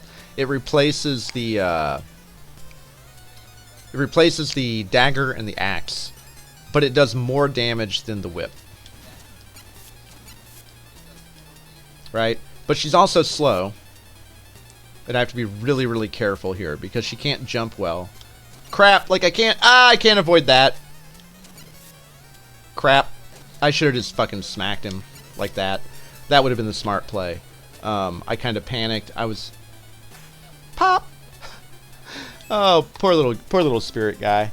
But yeah, she's ridiculously strong. And if you time it right, as you saw when those mummies pop out, you can just hit them with those flames a couple of times and destroy all their bandages they shoot at you and just kill one of them. Like that, right off the bat. Right? So, now we're climbing up the tower. I love... This song is called Rising. I adore it. Again, I love every song in this game. They're all so good.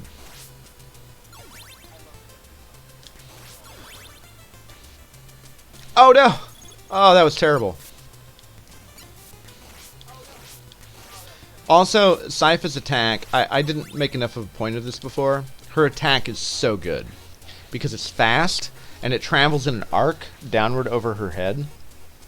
So it's really, really good at protecting her. And especially blocking and destroying projectiles. Ow, shoot. Okay, well that was a bad example. This level is definitely like a patience game. You have to keep stopping and starting. Because, again, the staircases are your worst enemy. And Sypha is far and away the best character for being on a staircase. Because she just has really... Oh, shoot. Man, god damn it, my timing. She has really, really good coverage with her normal attack. Alright. I do believe that is actually a leg of werewolf up here in this ceiling. So, as long as don't die like a dummy to this guy, I'm gonna change to Trevor for a second. The reason for that is that there is a holy water coming up, I think, at the beginning of the next chamber, or the one after it, and I want that. Now, granted, I would like to show off. I think it's here. Yeah. Oh, shoot. All right. Gosh darn it. Okay. Now, I really want holy water on Trevor. However, what I would like more is to show off Sypha's other... Well, she's got two more. All of her spells are broken as all hell, right? This one is, as far as completing levels goes, arguably the most broken ability she has. So, as much as I want holy water, I'm going to go ahead and do this and get Sypha's spell here because it's so good. Ice. Look at this. So, she can freeze every normal enemy. Doesn't matter how powerful they are. Normal enemies, not bosses. She can just freeze and break in one hit. It's only one heart, like everything else. Doesn't cost more. Right? Look at that. Not only that, she can climb on top of them. She can freeze them and climb on them. It's absurd how strong that is. I mean, holy crap. There's a one-up over here, I think. There's also a guy, like, right here. I need to be... Yeah, there we go. You have to be really careful here, because enemies don't spawn in until the screen drops. Okay. No, I'm thinking of a later level. I'm thinking of, like, the second to last level. In the second to last level, this happens again, where you have that, like, upward scrolling, like the screen is dropping. And, you can break an enemy and... Okay, and here's her most insane ability. This is lightning. Ball lightning, to be exact. This ability is absurd. Every single one of the 3 shots that she shoots does the same amount of damage as Trevor's fully powered whip. However, there is a drawback. Ah, crap. And that drawback is that They are semi-homing.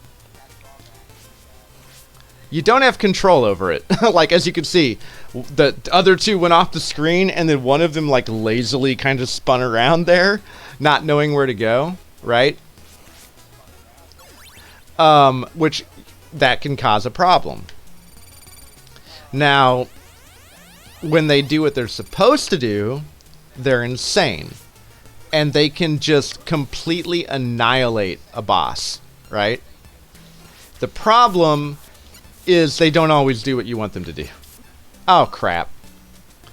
Gosh darn it. Like that didn't happen. Oh, no! No! Oh, my God. Oh, so scary. Oh, no! Alright, well, we just lost everything. We lost everything. We lost ball lightning. We lost all our power-ups. Good for us. Always feels great, right? That's okay. We got to showcase it a little bit. And we're going to see it again. Hopefully, if things go as planned, we're going to be fighting Dracula with ball lightning and all of the above. Oh no, crap. Okay. So this is a perfect example. I'm actually going to go off the screen for a second. Okay, so what I'm going to attempt to do, being rusty as I am, is showcase why Sypha's good and why timing and placement really matters in this game. This section is a precursor to an even worse section that uses the same principles, but it still is very difficult, and you have to do things right. And I know what to do, but that doesn't mean I'm going to execute it well. So here we go. Break, break.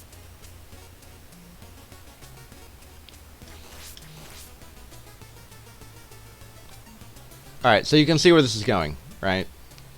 Shoot, shoot. Climb, climb. Wait, wait.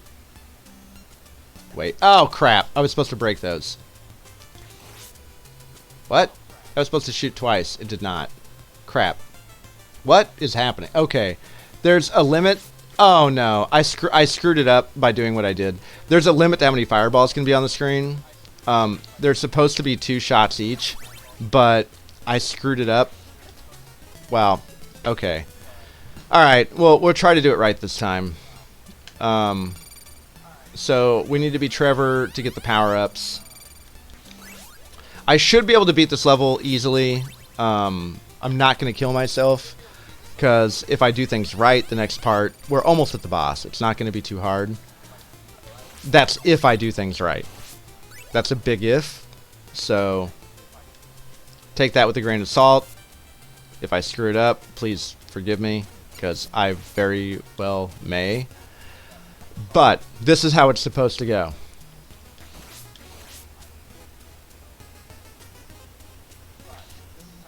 Oh, crap. I just walked into that like a dummy. I wasn't supposed to walk into that. I was supposed to stop, right?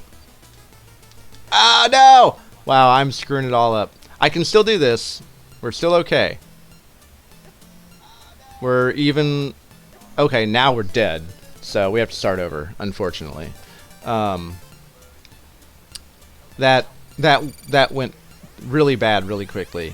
My placement, again, I haven't warmed up, I haven't practiced, I haven't played this game in a long time. So, again, I know what I'm supposed to do, but I didn't do it. It's all about placement. You have to be very exacting, and you have to stop exactly on the right spot. And you have to keep moving. You have to move, stop, move, stop. I should have picked that up with Sypha, because that would have been fire. I do not want the dagger. That was a waste. Remembering to switch back and forth between characters in this game is very important. Like right here, I should be Sypha, because she's, again, much better at dealing with projectiles and enemies on stairs, right? So I want to be her, because she has much better coverage and a much faster attack. I went too high. I should have stopped. These guys and Medusa heads both, and the skulls that replace Medusa heads in the second playthrough, they force you to be very cognizant of your placement. So right there, if I had moved one step higher, I would have been screwed. Like right there, I went down the step by accident. That was bad. That was very bad for me. Good grief. Embarrassing. Alright. So... now I'm confident. I'm good. I'm not going to start this level over. It would be smart of me to to kill myself right here and start the level over with full... oh! Okay, well now I'm going to. I am no longer confident. We're just going to commit suicide. Because again, nothing endorses suicide like Castlevania 1 and 3. Alright, so... again, it's really important in this level. Like, if the song, the theme of the whole level, the song, all are kind of designed to teach you patience, right? Stop, start, stop, start. The name of the song is Rising.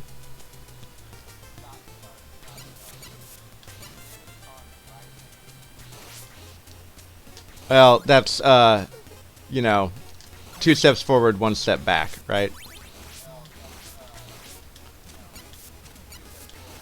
Like, this is the smart way to do it. And you can't stop. You only stop when you need to. Right there. Okay, so this is how you're supposed to do it. I'm going to try to be smart this time. Oh, shoot! Oh, and I immediately... why do I talk? When I talk, I die. But, again, you can see how if I'd waited a second longer and shot that fire, I would have killed both of those enemies. I would have been fine. You can also see how if I had just waited after screwing that up, I still would have been fine. This level is designed to teach you patience, because everything in this level is going to come back again. And when it does, boy does it. The second to last level in this game is brutal. Very, very brutal. Pretty much all of the worst parts of every level come back at you. Hard. All of them. Crap! Oh, that's scary. Oh no! That was very close. But yeah, the second to last level is very, very difficult. And it's a revisitation of everything else that the game has been teaching. In fact, it's very intentional. The boss of the second to last level is your doppelganger. And your doppelganger in this game is way worse than in Symphony of the Night, because it's the doppelganger of both of you. You and your helper. And if you're not going to cheap it out with a glitch that I'm going to show you, because I don't want to fight it legitimately because it's awful, it is the probably hardest boss ever in any Castlevania game. Not exaggerating. Legitimately fighting the doppelganger of Castlevania 3 is awful. Awful. No lie. It is the worst. There are several ways of dealing with it legitimately. Air quotes here. Legitimately. But they're not great. Okay, so I've already shown off the ice power. Crap. So this time I'm going to take the holy water, because I want to have holy water moving forward, and I don't plan on continuing to suck so hard.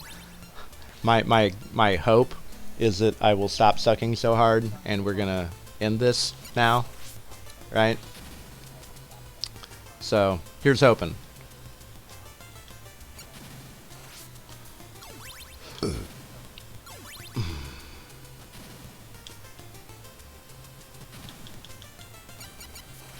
Oop, don't want that. I'm going for, yeah, double trouble and triple threat right now. That's why I'm going out of my way to use my holy water to kill enemies. Instead of, you know, just whipping them or using Sypha. Sypha's got flame, oh shoot, which is really good. So I'm not concerned about her. Her ice power only works on normal enemies. So it doesn't affect bosses at all. Oh, we're gonna need her again. She's good for this last part. Oh, I can get ball lightning here, so I'm gonna do that. Crap. Okay, well now I'm almost dead. There is actually, I think, a leg of werewolf in that wall over there. The key, though, is that were I to try to go and grab it, I'm dead. Oh no, I'm not. Okay, that's good. I thought I was gonna die there. I would have to flip that and then go back to get it, and that's asking for a lot more trouble than it's worth. This is a good demo of how chaotic lightning is, right? So that was okay. That worked out okay. This is really shitty because now I can't take any damage with either character. So I have to make it through this whole section without getting hit, right? Luckily, I have lightning, so I'm going to be really cheap and kill these guys, like all of them, with lightning. Instead of showcasing how you're supposed to climb the staircase. I kind of showed you, I gave you a taste of how you're supposed to do it. But I don't trust myself to actually pull it off because I'm really rusty.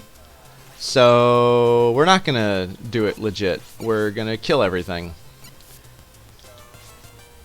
As you notice, the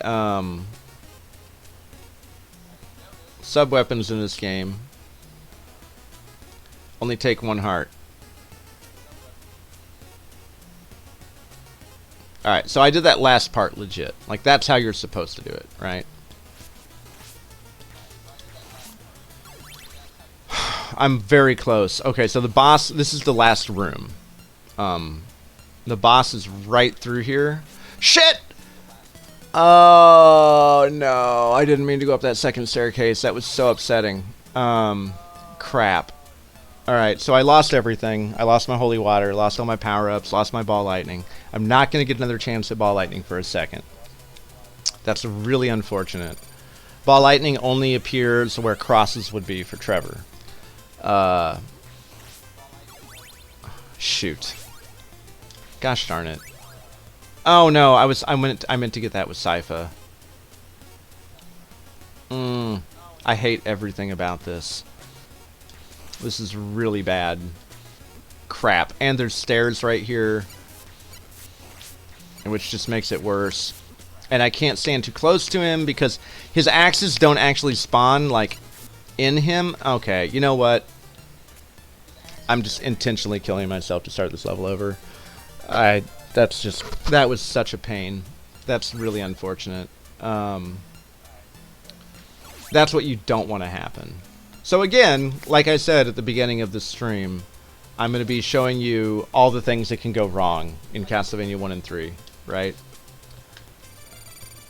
Welcome to 2020.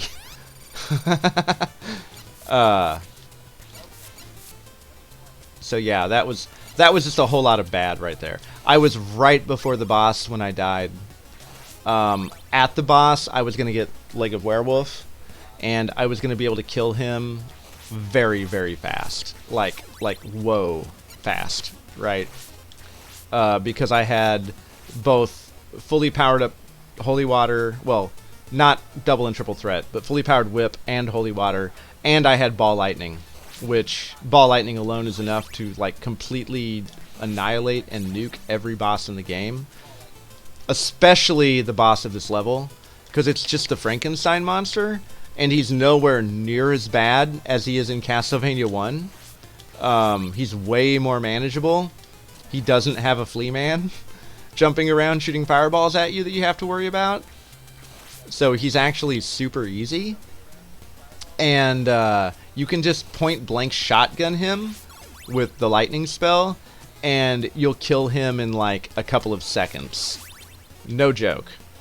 So if I had just not died to ravens almost immediately, we would have had no issue at all, and we would have been just fine, right? So that was unfortunate and kind of depressing. Oh, hey, welcome back. Did you get some shut-eye real quick there, Olga?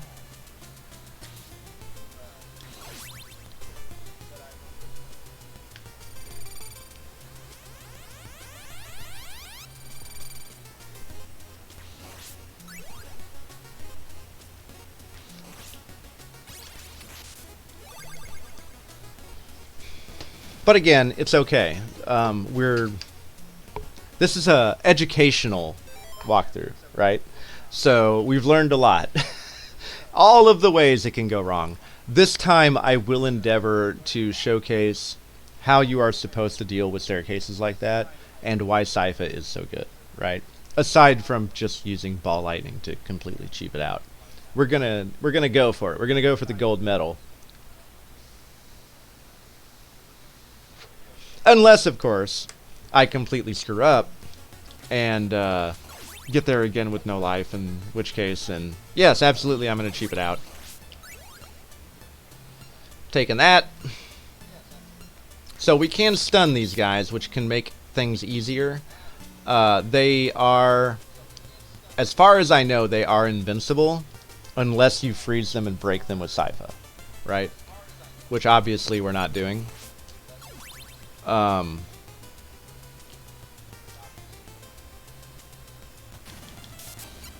Oh no! I went too far.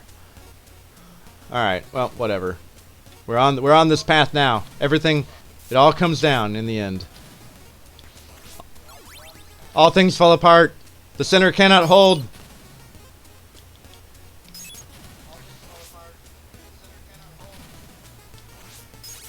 Gosh darn it. Man, my timing is really off. But yeah, again, I want to get that triple threat, double trouble. But I also want to make sure I don't accidentally pick up a sub-weapon to get rid of my shit, because I want to have my double trouble and holy water. And we're safe now. It's not going to break again, so good for us. I think this is a big heart, right? Yeah, cool. We need that. Alright, back to Sypha.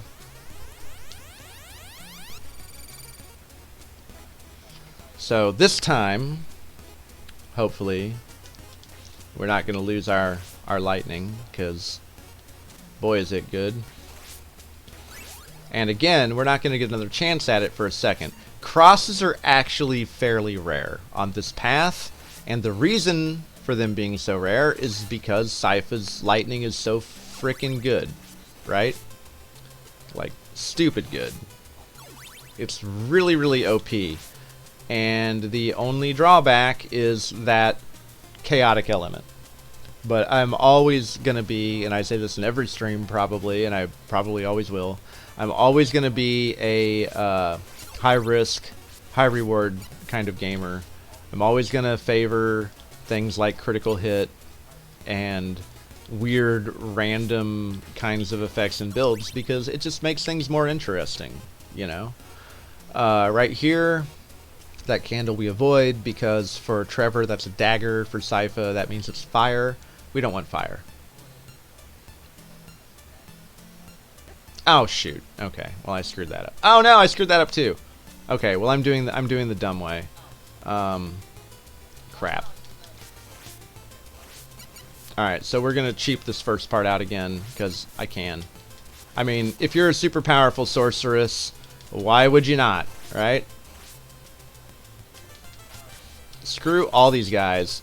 I do still have 2 hits, luckily, because I took my first hit as Trevor, and he only takes 3 points of damage now, whereas Sypha takes 4. So she can afford to take that one extra.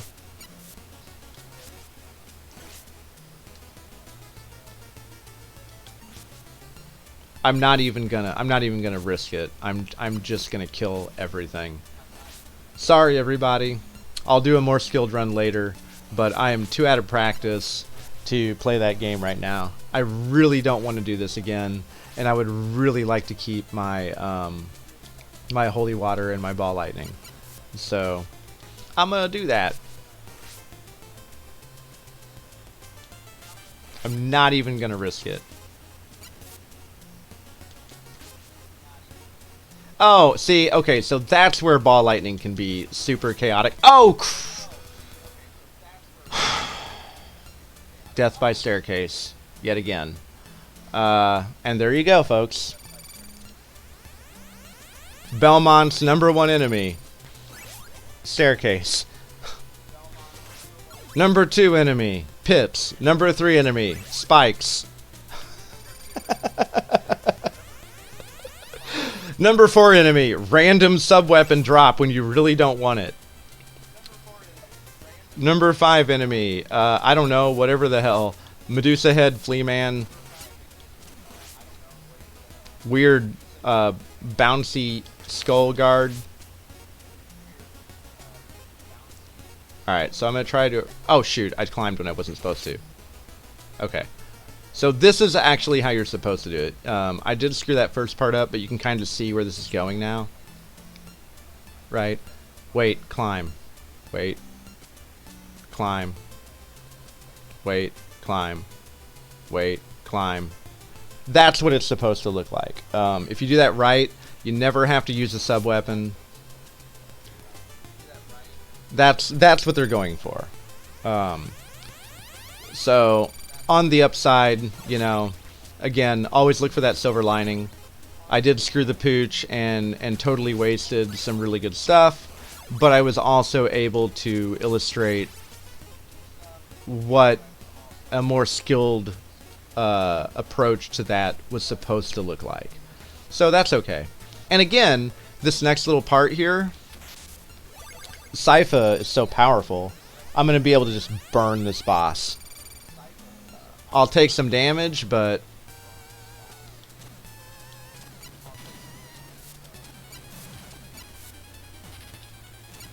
look how much damage she does. I mean, good grief. Oh, I didn't even take damage. Good for you, Sypha. She's such a boss. She's flashing. She's also a flasher, so... Flash dance! Ending it with style and flair. Ha ha ha ha ha ha. Wait, wait. Oh no! Ah! Oh, my hand wasn't on the controller. I was trying to take a drink. I forgot that they started out with Fleaman coming right at you. Oh, those sons of bitches. You gotta love them. Alright, so this is a level where they really show off what Sypha can do. And I'm going to go out of my way to do that. Because it's really cool, actually. Her ice power here actually has an environmental interaction, which is amazing. Again, Castlevania was so ahead of its time. From 1 up. Like, okay, so we got this little thing going on where we're, you know, fighting mermen, and there's a current here. Like, if I stop, that current is real. That's the real deal. It's gonna pull me back in the way that's going, right? But if I get ice, I can freeze the frickin' water. What? So, not just enemies. I can freeze the water and walk on it. How amazing is that?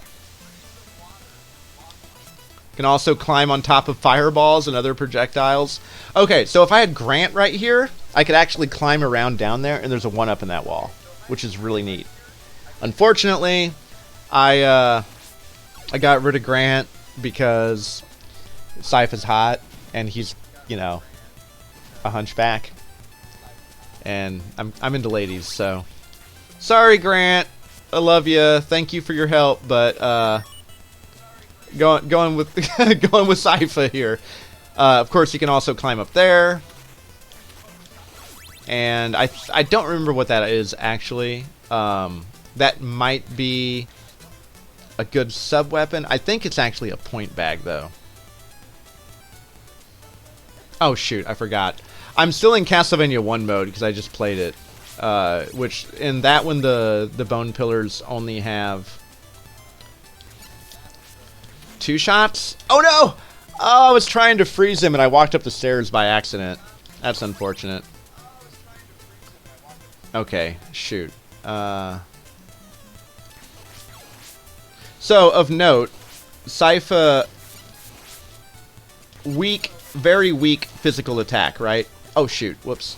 But she's very fast. Also, she doesn't have to duck to hit because again, she has like an arcing attack with her cane. So she can just stand here and hit the high and low attack from these axe armors, which is really cool. Like, it's another reason that she's so good. It's not just her sub-weapons. It's also because of her, the way that her attack works, her normal attack. Her normal attack is very, very strong.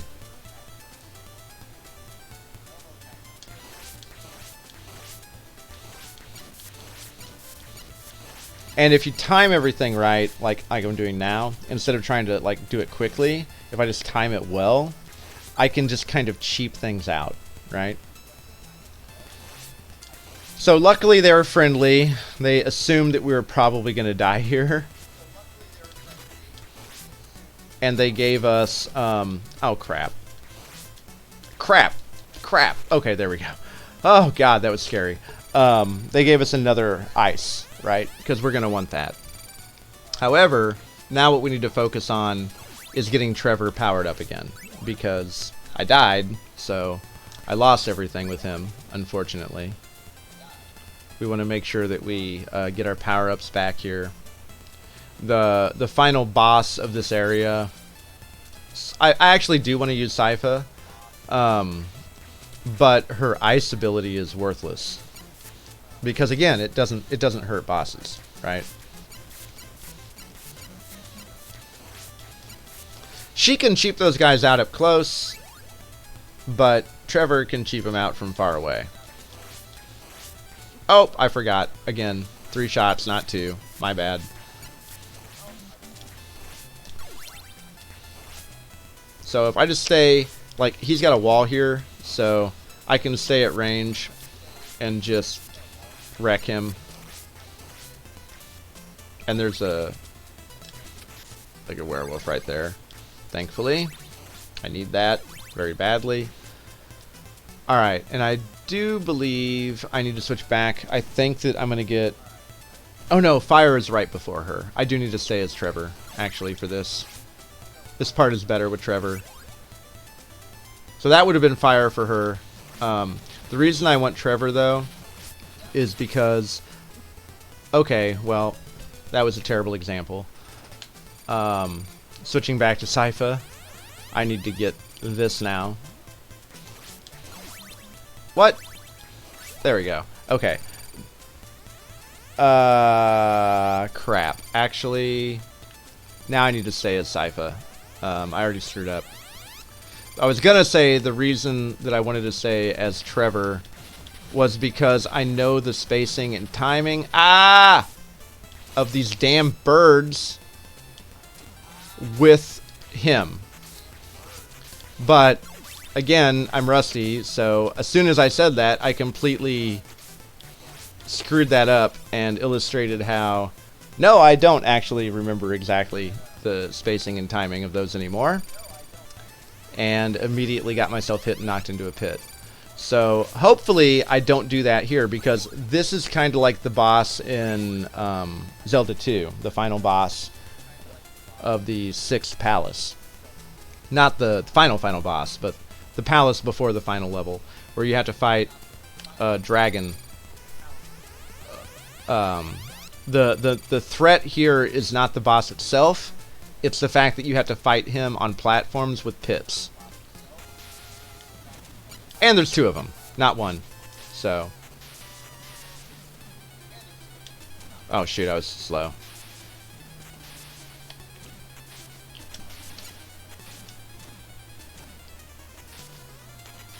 Oh no. It's very, very scary. Alright, only 1. Okay, please don't die. Only 1 hit left. Please don't die. There we go. Alright. And, I was too slow. Alright. So yeah, that boss is terrifying. And it's not because the boss itself is hard. It's because this game has massive, massive knockback. And it's designed to just hit you and knock you off into the pit. And then you die instantly, right? So we are officially in Castlevania now. Only on this path do you play this level.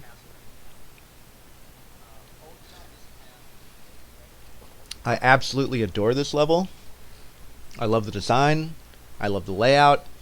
I love the music is really good. However, I had mentioned before when we were on Grant's ship, the Ship of Fools, that there were those teeter-totter seesaw things, that there was going to be a really, really awful jump that only happens on this run. And we're going to see it in this level. And it is a very difficult jump, and I hope it doesn't kill me, because it is... I have had so many runs where I have not gotten hit at all in this game. Not even once. No hits, no damage. I get to that point, and I screw that jump up and I die instantly, and it's the worst thing in the world. Oh my god. And it's such a gotcha move. Like, it really is. It's one of those, you know, again, Nintendo era, now we're just going to kill you. How you like them apples? You know, that's exactly what it is.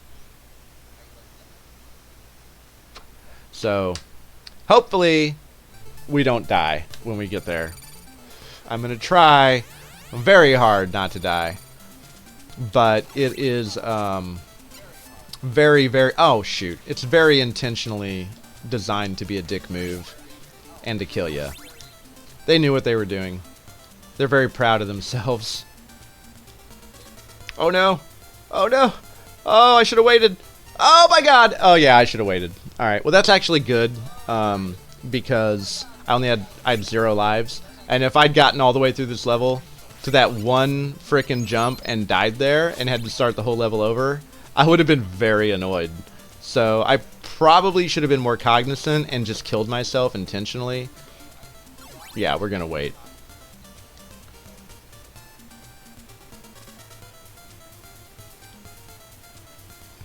You want to be able to get on here like as early as possible, because if you wait too long, you can't, oh shoot, you can't make that jump right there. Oh my god. That was bad. Luckily, there is like a werewolf here before too long, and a lot of, okay, well, I was going to say a lot of this level isn't too, Trevor, come on, man. His attack is very slow comparatively. I should have actually switched to Sypha. That would have been smart. So here what we're going to do. This is a callback to that area in Castlevania 1 that I had mentioned. Now here it's way worse. They've upped the ante. So I'm gonna die. Yeah, alright. I shouldn't have gone up there. That was really dumb. Here you have to really be on it. This is where, like, the difficulty just spiked, like, really hard, where I just went.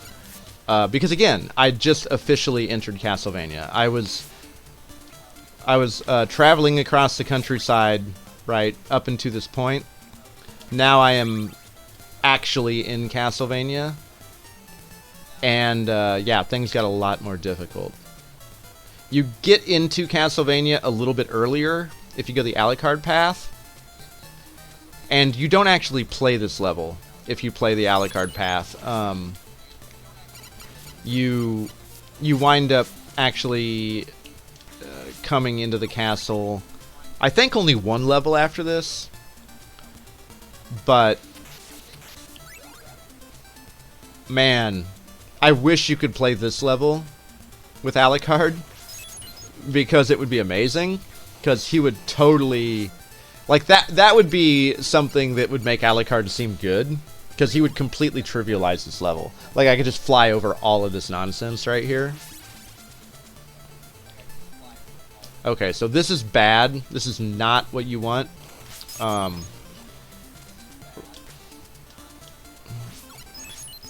Crap, that was supposed to kill that harpy too. Gosh darn it. So yeah, again, oh shoot, again, that little section, it's only a tiny section, but it's so terrible. You have to time it just right. I timed none of it right. That was horrible, and again, embarrassing. Oh,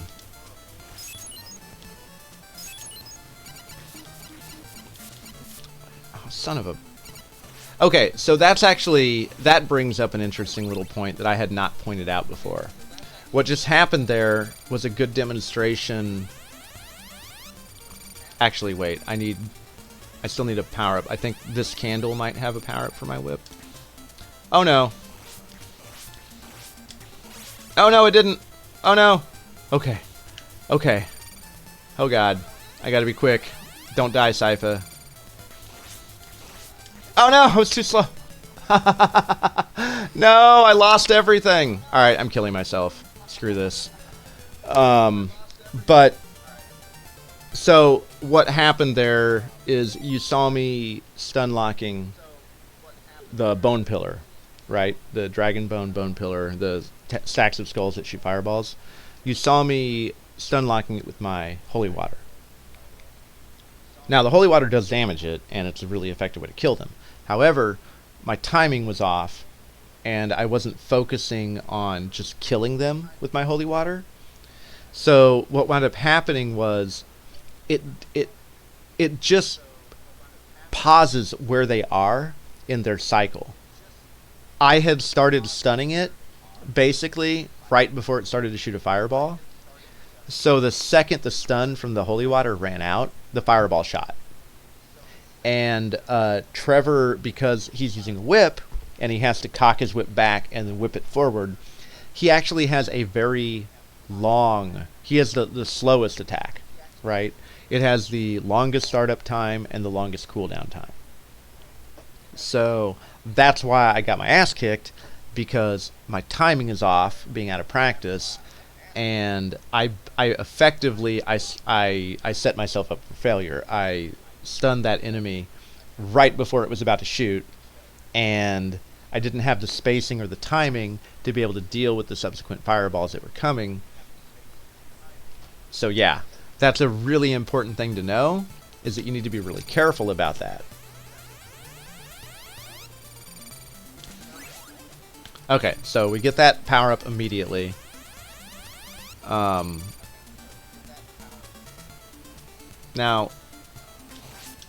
I'm going to go ahead and get this.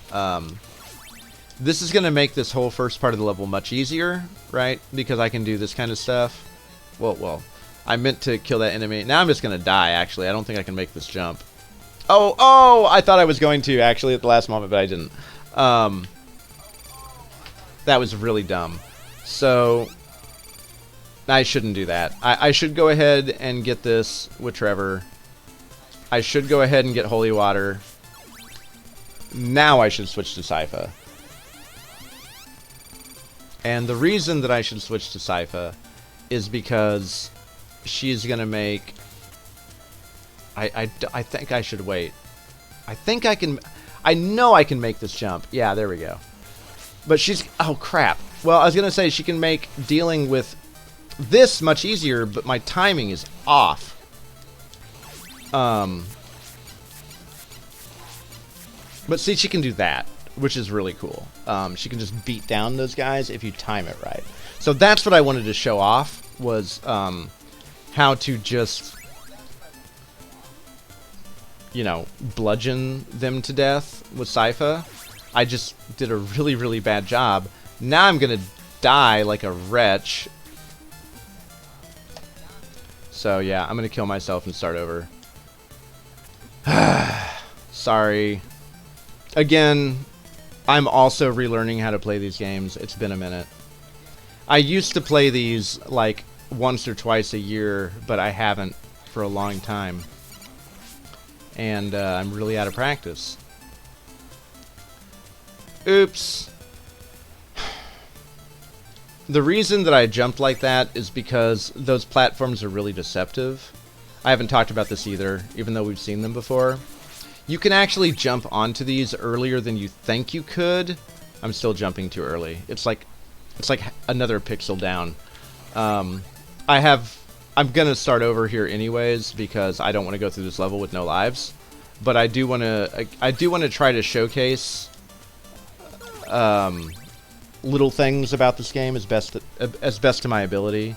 This is in no way, shape, or form, you know, a skill or speed run. It's more like a knowledge run. Yeah, see, like that.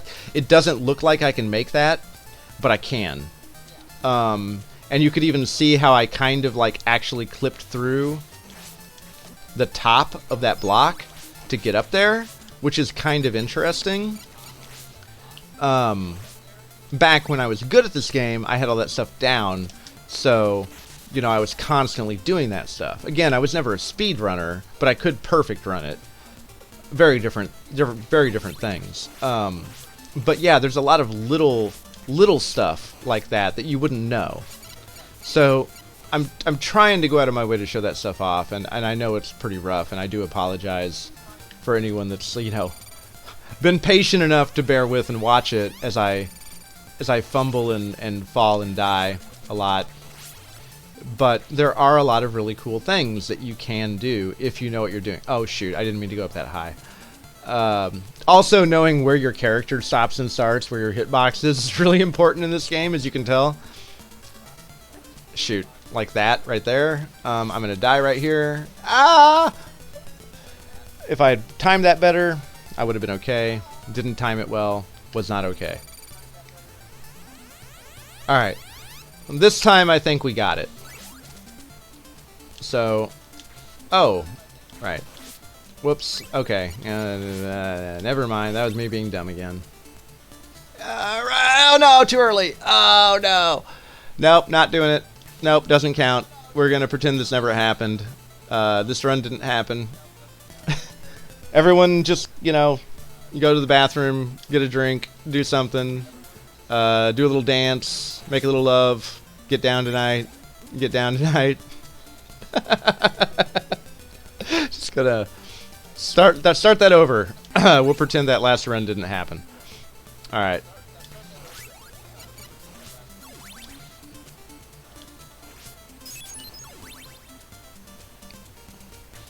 So there I got a little bit of the hop. I might have actually screwed myself here. Oh no, I'm okay. Good. Barely, right? Barely. I really... Oh shoot. I wasn't quite close enough to hit him on that last whip. I played that a little too close to the vest, but I did pull off the glide through, right? And I got the free triple threat there from the wall. So anytime that there could be a double trouble or a triple threat in a wall like that, you will get it. So again, there is an algorithm where it takes so many to get the double trouble or triple threat, right? But if you're there, you're there. And oh shoot. Shoot. Okay. Okay, so here we have to be, again, if we're going to play this part right, we have to be, shoot, gosh darn it. We have to be really careful, as I was not, like, I need to be making sure that I hit them. I have to stop and start, take my time, turn around, turn back, turn around, turn back. Otherwise, you're going to have a bad time, and you are going to get hit, and you are going to die. Right? 3. I still need my more powerful whip. It takes, I think, 7 to get it.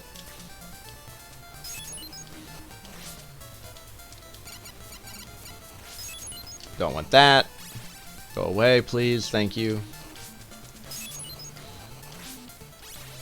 No! I ran out of hearts. Oh, I'm still alive. Oh, I'm not for long. Oh no, there's another one. Why is there another one? Oh my god. Come on now. Why do I not still have... I can't believe I don't have my... What? How did I screw this up so badly? Holy shit, that was a dagger. I totally forgot.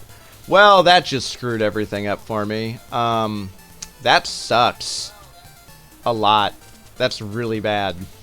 I don't have a more powerful whip, and yeah. Alright, well, at least we start here. Wow. I can't believe I forgot there was a dagger there. That's what happens when you don't play a game in a couple years. Oh my god.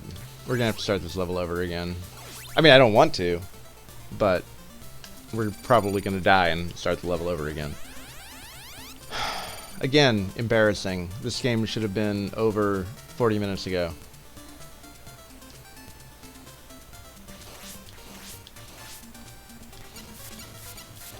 Crap. Oh no, my placement. That was bad placement. If I'd spaced Sypha properly, even when they spawned that fireball, it wouldn't have mattered because she would have hit it like right as it was spawning. But my placement was just perfectly wrong.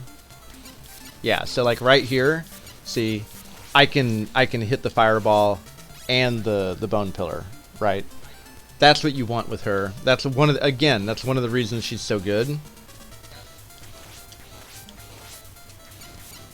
If you place it, I think I'm too, yeah, I was going to say I'm too close. I need to be, there we go. You have to be like right at the very, very tip of her wand. But if you're right at the very tip of her wand and you're not like mashing the button, you're just crap. Whoop. Well, that was terrible. Jeez. Alright. Well, here we go. I think I might be too close. No, I'm okay. Alright. There is a leg of werewolf right above me, but I have to get through these two guys, and I don't even have any sub-weapons yet. If I could just get, like... Well, Sypha's fire's right here, so that's what I want.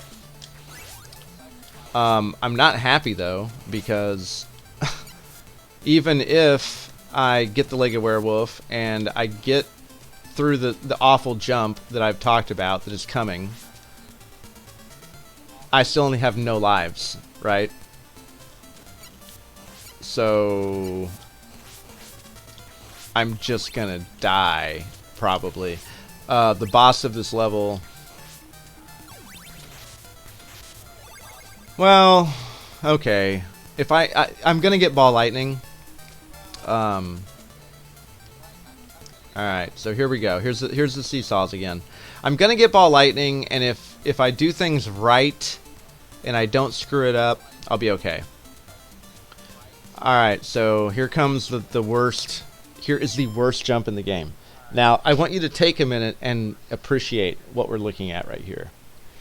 I have to jump off the edge of this platform onto the corner of the stupid seesaw. And as you've seen with me jumping on these seesaws in the past, I'm going to slide backwards and down, right? So I have to do this jump just right. And, well, let's just say if I were betting on or against me right now, my money's on black. Oh my god, I made it. Oh, wow. Okay, well, I would have lost my money, but I'm glad I'm alive. I probably won't be for long.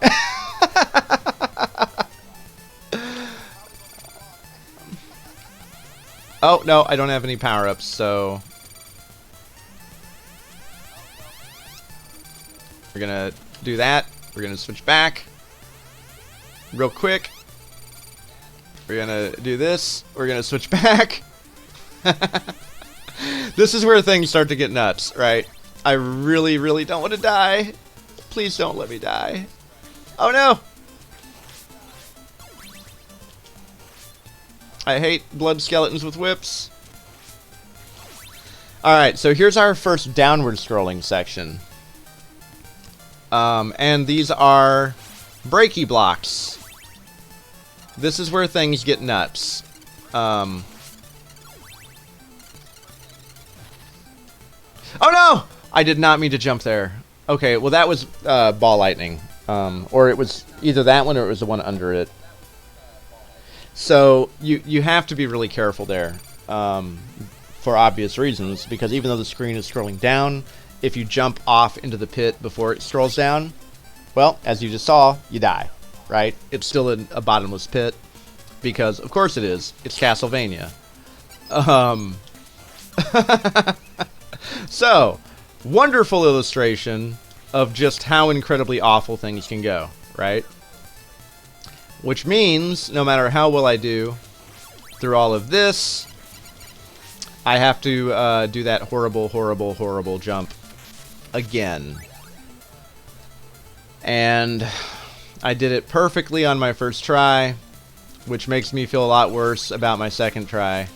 I'm sure all of you gamers out there understand exactly what I'm saying when I say that. I am horrified. What is this? I forget. And I'm terrified to... Okay, it's points. That's good. I was really scared because I couldn't remember what that bag was because I usually don't grab it. This initial part. Oh no! Oh, I got myself hit twice when I should have only been hit once. Oh, it's so bad. I hate that so much. Oh, and I got hit a third time. There's no reason in hell I should have gotten hit in the third time, especially. I shouldn't have gotten hit one. I keep saying hitten. That's not a word. I shouldn't have gotten hit once. I definitely shouldn't have gotten hit twice. 3 times, right out. That was very awful. Again, extremely embarrassing. Good grief. It just goes to show, though, how hard these games are. Like, oh god, come on, man. Oh, I ran out of hearts. Oh no. I'm not paying attention. Okay, I'm dead. Jeez Louise. It just goes to show how hard these games are. Like, I used to be amazing at this game. I know this game like the back of my hand. And even still, this is how badly it can go, right? So, when people are like, oh my god, Castlevania is so hard, it's like, yeah, give them some credit. If you don't know what's going on, and even if you do and you're out of practice, it's really, really, really hard, man. Like, there's just, even knowing what to do, there's so many things that can go wrong, you know? Crap. Crap. Like that. Like, it just, again, it's, my spacing is just slightly wrong. My timing on my invulnerability window is slightly off, right? These things add up and they cause you to die. And the game gets so much harder, not only in terms of enemy placement and types of enemies and platforming itself, but it gets much harder also because you take more damage. And essential power-ups are fewer and far between. So there's just a whole lot of things that really contribute to that. And it's useful and educational and humbling to go back to it and kind of feel like a beginner again and remember, like, oh man, like I remember what it was like when I was playing this initially and how long it took me. Like, even as poorly as I'm doing right now, you know, when I was a little kid playing this the first time, I don't even know how long it took me to get to this level, right? Like, it took a long time to learn everything that I've done and I've talked about in this run. And oh crap, I'm gonna get hit. Oh no, shoo! Whew, good job, Sypha. You pulled that out by the skin of your teeth. But yeah, it took a long time, you know. Even doing as poorly as I am actually takes skill, as absurd as that is. So that's just something to remember. There's a reason, you know, that these games are considered hard, and that's just because they legitimately are. That said, it's also hard to, and you know, I've only started really streaming recently, and I don't even have many people showing up yet. Oh no, I ran out of hearts again on my streams. But I am trying to be engaging and talk about the game, right, the entire time. So again, here's our Lego Werewolf, right, for those of you that are playing this the first time. I don't need it this time, but if you do, there it is. It's hard to think and to talk about the game, and to be engaging, because that's a different part of the brain. And I shut up there for a split second while I tried to make that jump again, and thank God I did it. It does make it more difficult to talk constantly while you are doing it. So there's that. And again, it's not an excuse. It's just, it is what it is, you know. I'm not used to it yet. If I were playing this in the dark by myself, just doing the best that I could, I would probably be doing a lot better. Not being perfect by any means, because again, I am very rusty. But it would be easier, for sure. Alright, so what I do want is, there we go, there's my ball lightning. I need to also make sure I get hearts, because I want to make sure I can use it, right? I've died a lot, and I had to start back at the beginning of this level, unfortunately. So, I don't have as many hearts as I normally would, like, even close. And I'm going to want a lot... Oh, shoot, I mistimed that. No, I really didn't want to get hit right there. I need to get as many hearts as I can. Unfortunately, I can't get very many. What I can do is I can do this, and I can climb back up here. I'm going to go ahead and do that. The reason for that, and this is just like in the previous run of Castlevania 1, is that I'm going to be fighting a boss here, and this is what I was talking about earlier, where there are the 3 coffins. This is actually 3 bosses in one, right? So if I do this intelligently with Sypha, with... Oh, crap. Gosh darn it. Well, it doesn't help if I keep getting hit by a stupid blood skeleton right before the boss. If I do this intelligently with Sypha, I can really easily cheap these guys out. Now, I need to make sure I time this right and I don't get hit by these mummies. If I do, that's really shitty. Oh, crap. Well, there we go. That sucked. So, now we're in the danger zone. And this is really bad. This is like the worst crap. Alright, and that's why. Because the cooldown on her ball lightning is terrible. All 3 lightning bolts have to be completely off the screen. What time is it? 11:20. Alright, gosh darn it. Alright, let's do this again. Alright, I can do this. I shouldn't have done that, though. That's off to a bad start. I should have switched to Trevor, gotten the power-up, gotten Holy Water. I don't know why I just did what I did. And actually, I can't do that either, because I'm already slow. You know what? Actually, no. I'm just going to end this. This is going to be the end of the stream.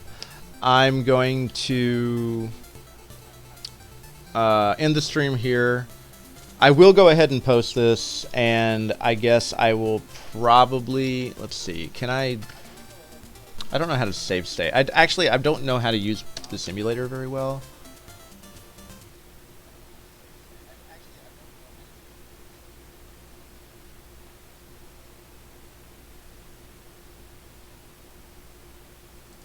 Alright. Okay, so I'm doing a save state here. I'm going to go ahead and end the stream here because it's getting late and I'm tired. and it's been a pretty rough run anyhow. I will go ahead and load this back up and finish it probably tomorrow. And then I will probably go ahead and immediately do another stream where we do either Grant or Alucard to show them off, right? Because again, it's not my goal to like be amazing at this. It's my goal to show off this game and how it's a cool game and how it's one that if you haven't played it, you should. And if it's one that you haven't played in a while, you should go back to, because it's amazing and it deserves more credit than it gets.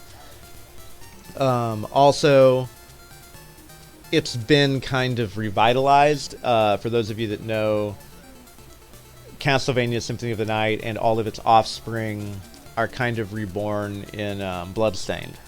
And the Bloodstained had Kickstarter goals that spawned a couple of 8-bit versions, which are 100% spiritual successors to this game.